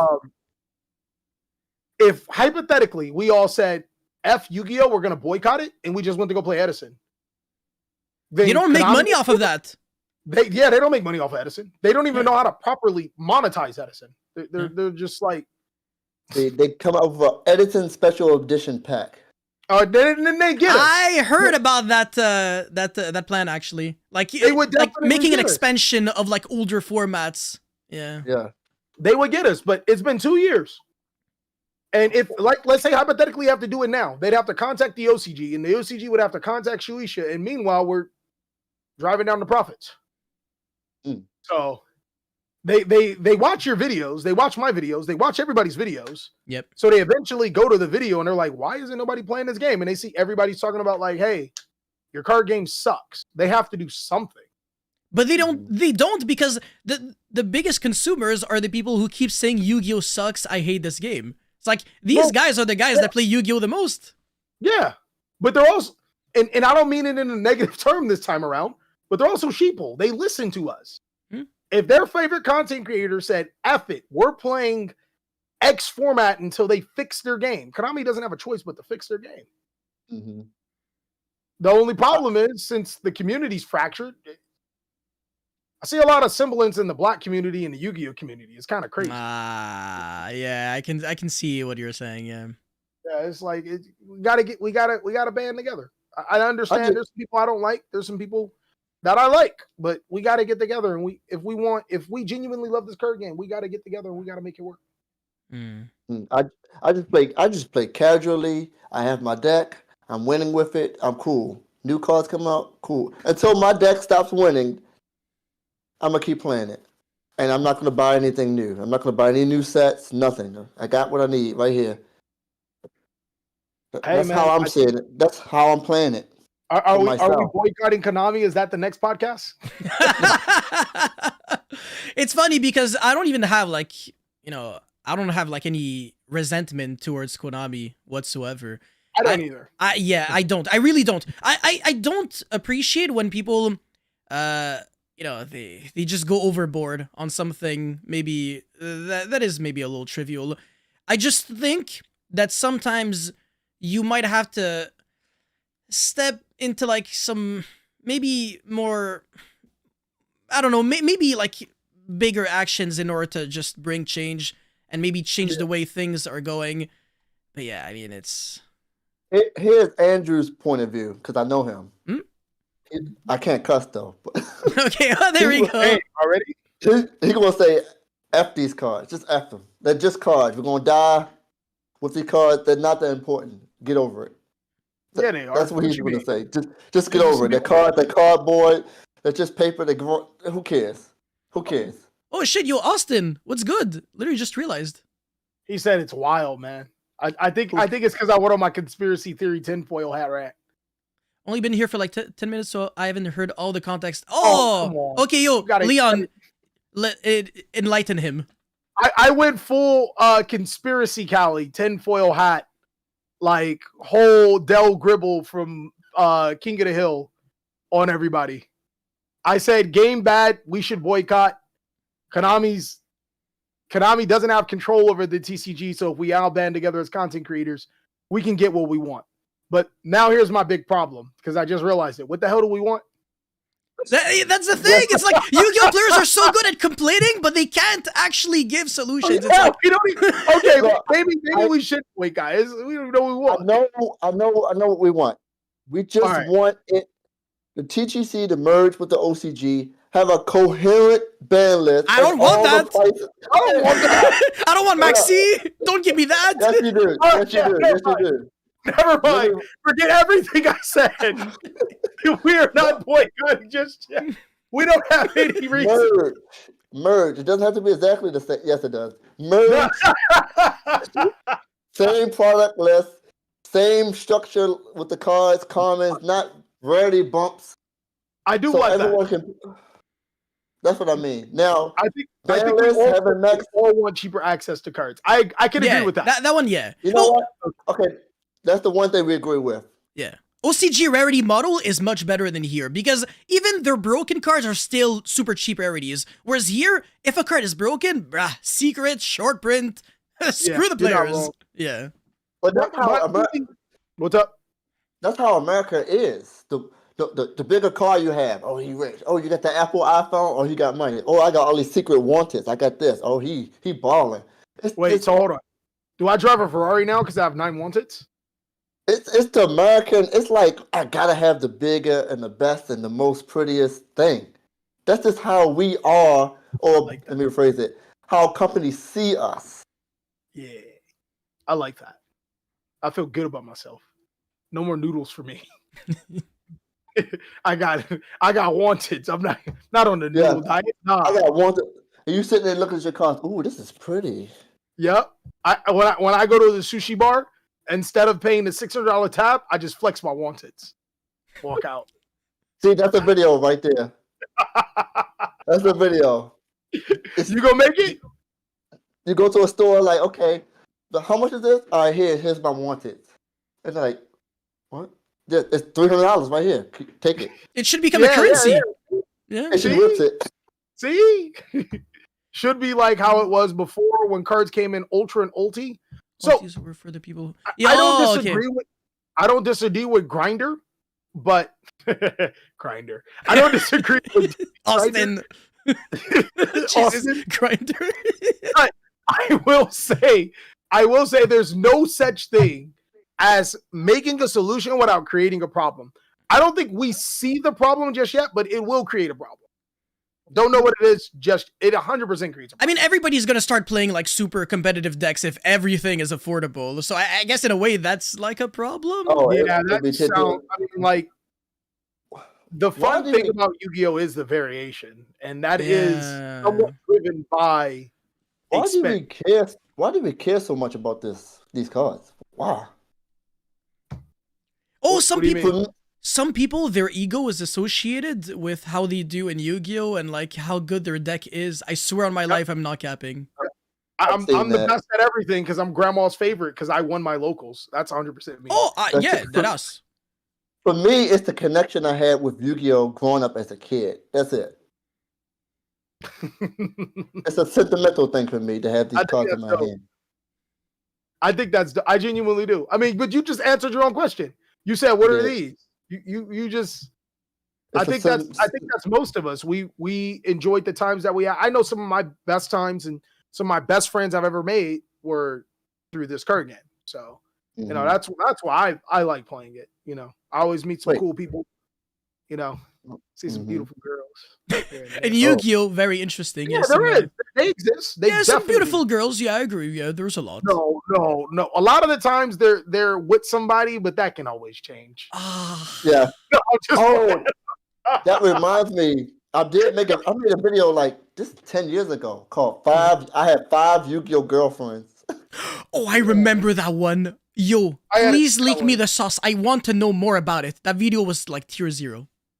So we couldn't record inside the event. Konami was like, hey, you got to go out. I'm like, you know what? I'm sick of chasing all these girls. Let's just get them all and do one video. And that's what happened. I brought them all at a table to talk about Yu-Gi-Oh! That's it. You're wild. The 5 girls in the venue. The only 5. Really? Yeah.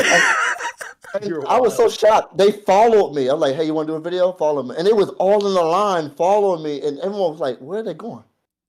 Did they know you, by the way? Or they were just like down for... No. They did not know me. Yo.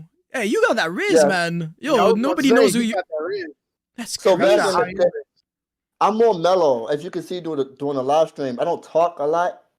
But back then, I was like, let's go. Let's make some videos. We're at this event. I'm not wasting my money and my travel time to come here and do nothing. Let's do videos. Yeah. So he said, hey. And my motto was... You told 5 girls, hey, we need to make this video. I ain't spend all my money for nothing. Yes, I did.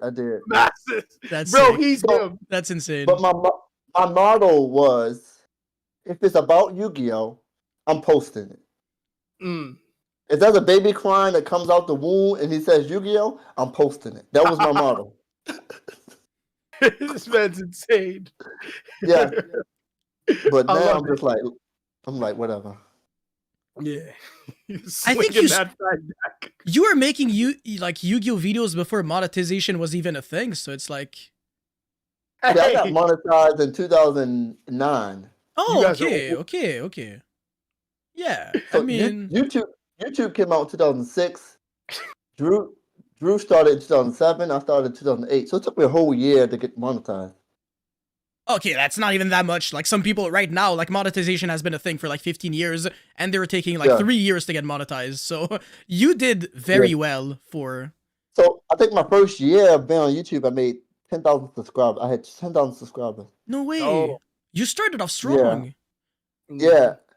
2014 was my peak. I have not grown since 2014 on my channel. I know I've you been had at over 100. Yeah. I had about 100,000 subscribers for the past 10 years. That's crazy. Yeah. Yeah. It's Crazy. yeah. But hey, you're gonna make all of them back. I mean, you're gonna Yeah. gonna double, and Well, it's they're all just gonna for come back. it's just for fun. Yeah. But I thank you guys for actually having me on this channel, and it's been fun. I'm glad I can talk to you again. I know you don't remember because we're old now, but hopefully we can talk again, Leon. Yeah. I'm gonna send you a request right after. It definitely is. It's great being here. We should do it again. I like this idea. I don't know if your scene is like, nah, I'm not gonna keep Dude, that. I had like so much fun with you guys. It's crazy. I feel like it's like the first time I have like a proper exchange with both of you because Leon, I talked to you for like literally 3 seconds at YCS Pasadena. And I don't even remember it. Yeah, you don't. Yeah, I think we just said like, "Hey, what's up?" Like that. Literally, that's it. And then we shook hands. But like Jay, like we talked for like 3 minutes. But like this one was like, yeah, maybe more. I was texting you the whole. Texting you the whole event. I'm here. Yeah, I meant like in real life, but like yeah, we obviously we text a lot. Yeah. But this call was like, this is what I don't know, like. I always had like a good image of you guys, but like now that I see you as, you know, more than just YouTubers, I see you also as like, you know, like actual bros and like, you know, people and everything. It's just, I don't know, it's really nice. I appreciate it. I'm so sorry. You guys are cool. You guys are hella cool. I just read a comment because how did I get the girls to come to me? He was like, I'm slinging that fat deck. Yeah. I'm so sorry. Bro, but YYC pimp. I'm so serious. I mean, I personally enjoy genuineness. So when I say I really want to talk to you guys, I really want to, I mean, seriously, not just, hey, how you doing? Or we talked a year ago. Just really connect and build up something with other people. Seriously. Yeah. So, I mean, if you don't want to do it, just straight up tell me. Andrew, he was like, look, get out my face. Like, if you really don't, it's fine with me. Yeah. Bring Drew in there too. I tried to get in contact with him when he streamed one time, but he looked a little busy. So yeah, he's hard to contact. It's very hard to get like to talk to him or something. So this is what I'm going to do. I'm going to call Drew and say, look, you want your scene's number or Leon's number? You want to talk to them? He'll see what he says. For sure. The Duelist Union, yo, we should make like a mega podcast with like all the YouTubers. I don't know if it's gonna work. Hey man, what we got to lose? I'm gonna probably be super quiet, like. But yeah, I do have one thing to say that is somewhat relevant to like this whole live stream.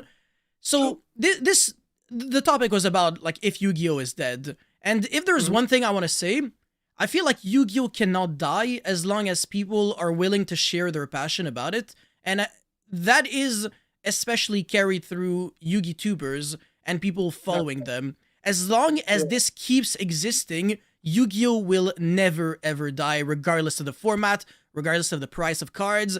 It cannot die as long as people are passionate about anything, you know, that people are, you know, showing, like sharing. Agreed. Unless it turns into Vanguard. I have no idea what that is. It's a dead game. Exactly. Okay, there we go. Yeah. Okay. I just want to take shots at the Vanguard community. Every time I get in a tough spot, I know we can always punch down. No, I'm just messing. I'm just Vanguard players. I'm just messing with you guys. You know I love y'all. I don't think we have any Wow. Vanguard players here. I think my viewers are a little too Gotta be smart like for. 4 of them, right? Like I'm Yeah. pretty sure there's like 8 across the country. Nah, that's pretty generous.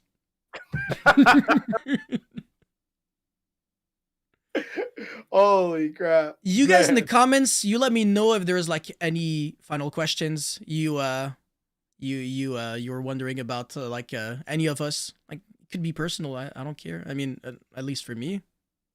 Have you ever watched that? Yeah, you can Have you always watched that watch the YYC Pimp, also known as 36 Yu-Gi-Oh channel, UG Have you- Yu-Gi-Oh channel. Have you ever seen Two Girls, One Cup? Bro, what? No, actually, Yes.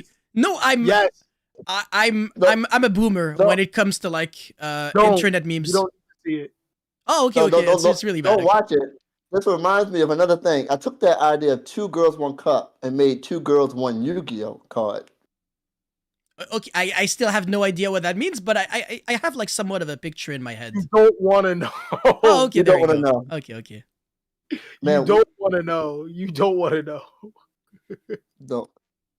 So It is. I don't even think you can find it on the internet. I hope you can. I genuinely hope you can. It is. Don't stop looking it up.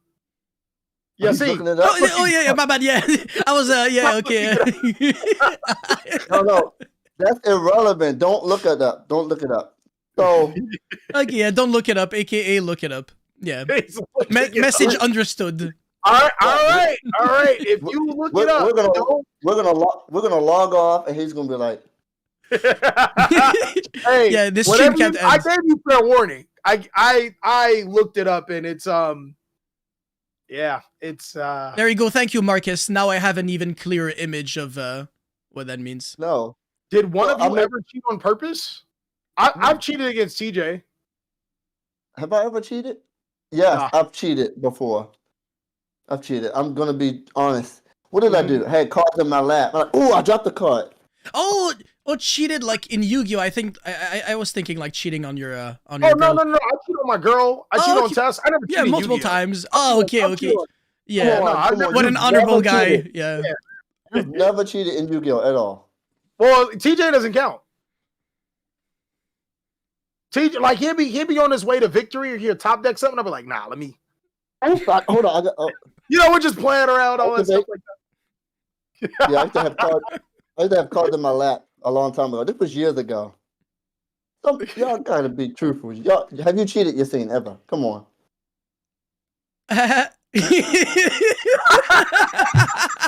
Well, look, I'll be the honest guy. I have cheated. Oh no, you're right. We did use the phone duel. I remember those. Oh yeah, yeah. Phone duel. My boy Mike Bowden, shout out to What you him. got I know he cheated too, bro. We used to go back and forth. We was anime. We'd have like the Cheating. best duel. I think it was like at a point in time, it just became accepted that like, in case you guys didn't know what a phone duel is, think of Dueling Book but on the phone. This is before Dueling Book, obviously. Bro, we would have like some of the most crazy anime duels. It just became accepted at one point in time. I summoned my boss. Okay, I can't. Yeah. Bro, Actually- it was like that. No lie. With my friend, we do like BA mirrors where we play like one deck and then we split it in two and then we make up the rules as we play and we proxy a lot of cards.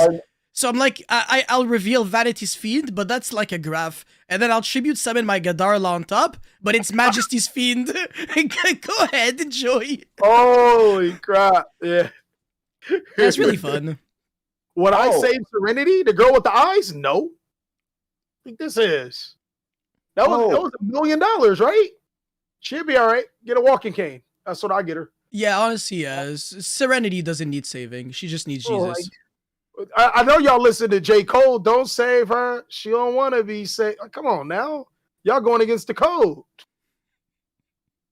Oh, I have an idea that I haven't shared with you guys yet. Explain. AI. So I used the AI to dub Yugi's voice and Kaiba's voice. Okay. Because I can't hire a voice actor. Yeah. So I'm using them to make to voice over the Yu-Gi-Oh laws, the Yu-Gi-Oh card laws. Okay. So what do you think? What do you think about that? Like Kaiba actually doing the voice for the card laws? I think it called would be Lures. it would be good for. What I episode? think have you guys? I know you guys have like seen on YouTube. There was like Rick and Morty playing Yu-Gi-Oh and stuff like that. Oh, I've seen like all kinds of things with like the presidents and everything. Yeah. I know what you're talking It's about. good Yeah. for that type of audience. I think Yeah. it'd be really good for that if you do it. If you do it correctly. Yeah, I think it would. It's like for memes. It's not for like real documentaries that are serious. Like otherwise, people are gonna figure out that it's fake. Yeah. But they do. Does AI clone the voice almost perfect? Mm-hmm. Almost perfect. That's the idea. What products that you purchase outside of cards? Deodorant. Yu-Gi-Oh! That's true, actually. Hold on a second. Cologne. Toothpaste. My wife and my kids take all my money. I don't. If it ain't Yu-Gi-Oh or like equipment, I don't really buy it. Wait, how long have you been married? How long have you been married? 13 years. Oh, I was gonna say a grand total of 0 years for me, but 13. That's insane. Yeah. Hold on a second. You were 18. Yeah. You got married at 18. To my high school sweetheart. Dang, and you got 5 kids. That's crazy. 5 kids. Whoa, hold on. Don't put that on me. Don't put that on me. I got 2. Wow. Officially. I have two boys. They are the worst kids in the world. They don't play Yu-Gi-Oh. One, all he does is like huge red flag. Fortnite dances, and the other one, he wants to be like a food YouTuber. So, okay. So disappointments, but whatever. Yeah, failures. It happens. You're being sarcastic. They don't want to be Yu-Gi-Oh champions. They want to be Fortnite and whatever. So. Married for 20 years yourself, Marcus? Oh, yo. God. Okay. You could have been my father. That's crazy. Caliban, the third child. Wow. Bro, 20 years is crazy. Yeah. How long you been married, Jay? 2 years, almost. Okay. Almost. Okay. No kids? No kids. All right. Don't coming up. Yu-Gi-Oh has been my baby, so I've been supporting that. There you go. I know Yasin got like 8 kids. He ain't married though. Wait. Yes. He want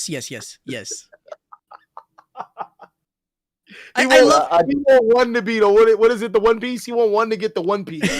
He want one to be a Yu-Gi-Oh champion. That's what he was bringing. It's actually crazy how sometimes I would like unironic, like I would troll and be like, yeah, I have like 7 kids, and people would like take it seriously. I swear to God, nobody actually knows my real age. I could say whatever number and people would always believe it. You know what? I would believe it too. If you said like 20, I'd believe it. If you said 40, I'd have to like you. I can't not believe it, right? Like, really? What are they gonna say? Not it. I don't know. It's just like when people see me, they can't really like guess my age for some reason. It's just I don't know why, but for sure. Yeah, I still look the same. If you look at my videos from 10 years ago, you have the exact same face. Exact same face. You haven't changed. Same way this whole time. Yeah. Bro went into a hyperbolic time chamber and never aged. I don't know what. The kids are like. I showed them my 8th grade picture when I was in 8th grade. They're like, "You look the same. You like a grown man." 8th grade beard, huge muscles. Yeah. I get that a lot. Bro. I am 27 actually. Yeah, I see it as 100 kids all over the world. I believe it. Oh yeah, I do. It. I don't have any baby mamas. Nah. Oh, good. You don't want that. On the weekends, I'm actually 16 years old, and I go to a high school up the street, so I don't have any kids. Somebody's going to jail.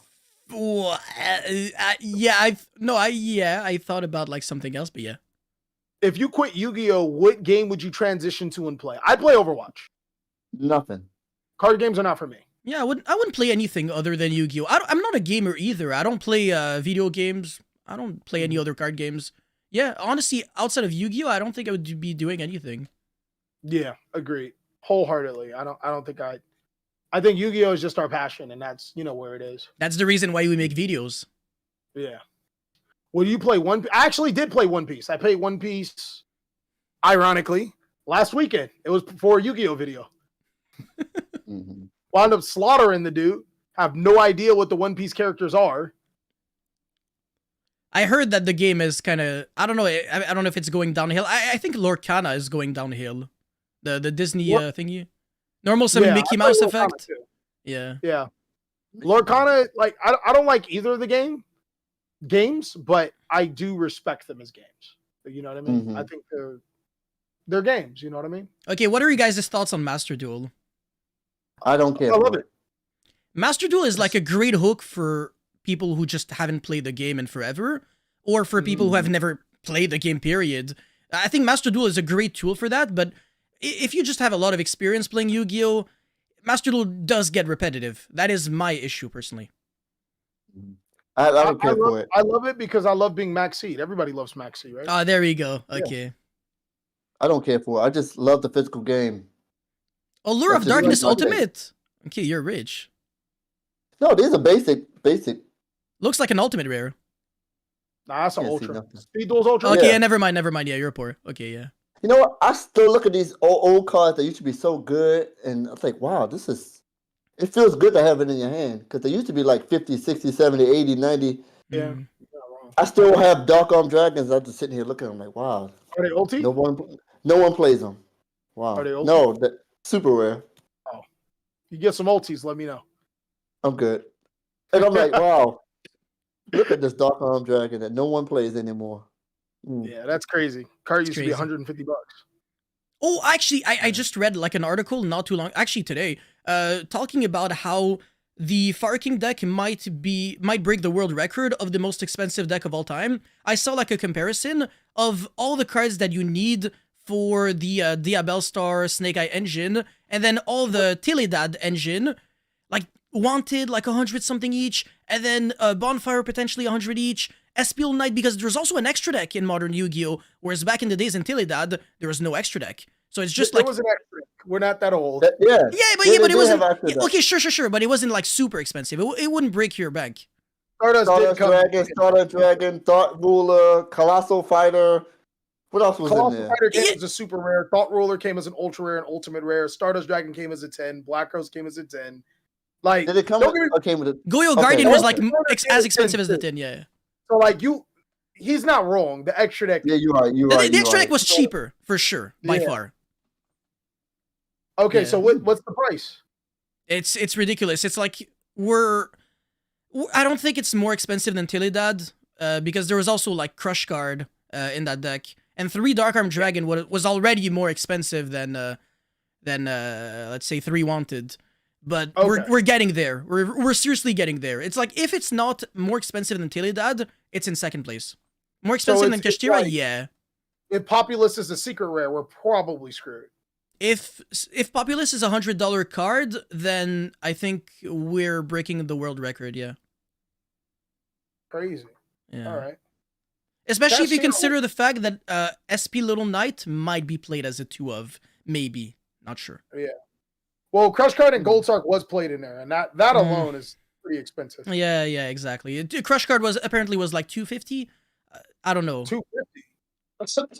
The Teledad version. Oh, 1,000 during the Teledad era. Yeah. Yes. Oh. Oh, like 250. Like that's Good bro. day, I wish sir. I could think of a Crush Card for 250 at that time. Probably like extremely damaged. Oh Yeah. no! It did come as a gold rare. We forgot about that part. Yeah, Yeah.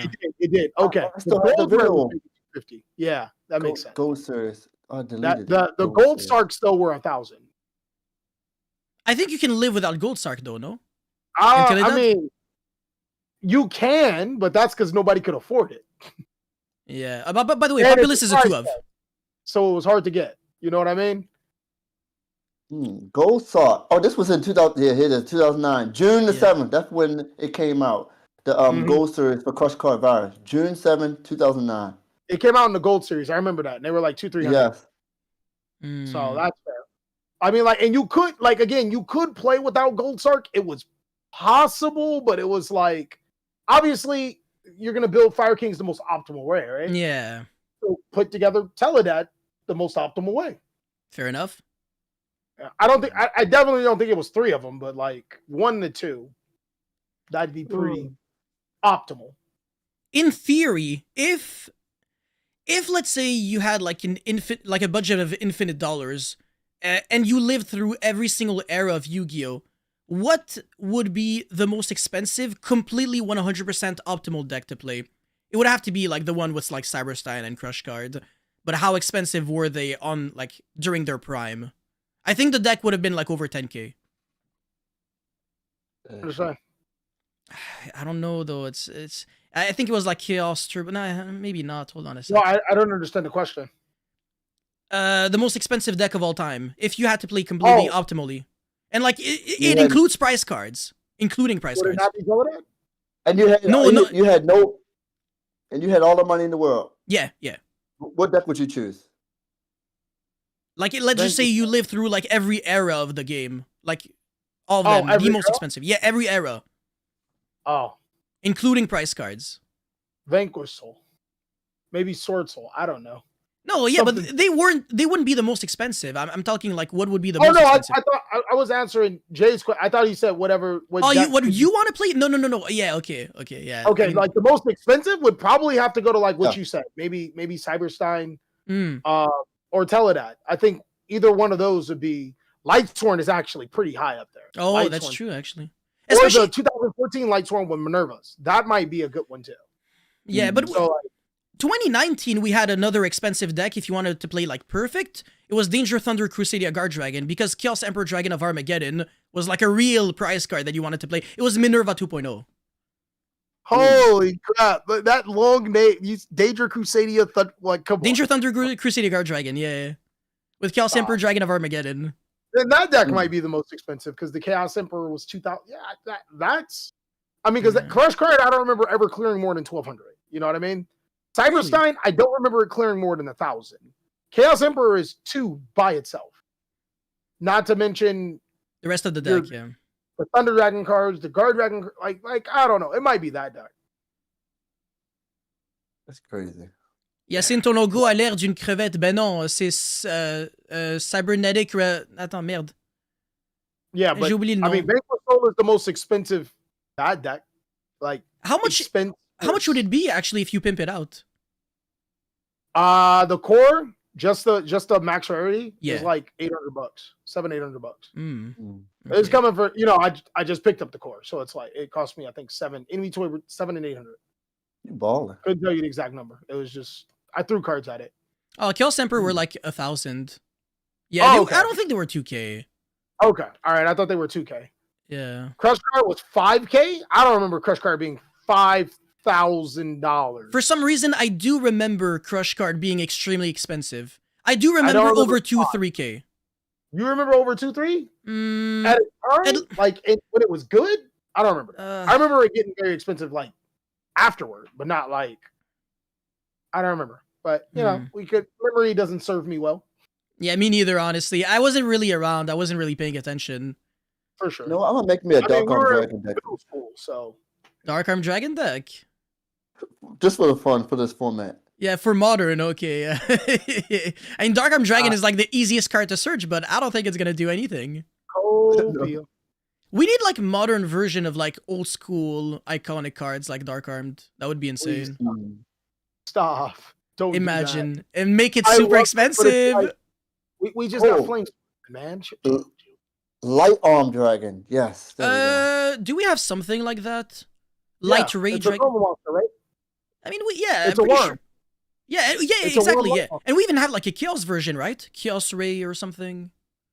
We do. I know we have I know we have like a Dark Nephthys, like maybe a Light Nephthys and a Chaos Nephthys. We have like Chaos Creator, Dark Creator. Yeah. Yeah, we have that. We have that. Yeah.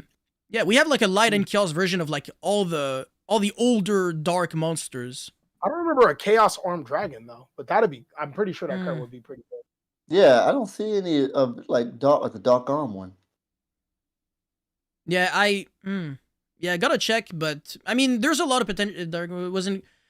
If Dark Armed was a quick effect, it would be nice. But if Dark Armed was like, if you have 3 or more dark monsters in your grave in modern Yu-Gi-Oh, and make it a quick effect, that would be how you would make it as good. Dark Arm, the Dragon of Annihilation. It's not bad. But I think that's pretty much it for me. Yeah, I see. we're Ooh. gonna have to. Starving and tired. Yeah, I feel I you. know. Yeah, it's getting late for us here as well. We're like EST, so we're like 3 hours ahead Yeah, of you, guys right? are 3 hours ahead. But Yeah. I'm an old Wait, man. I normally like what? check out at 7. No, you sleep at Oh. 7.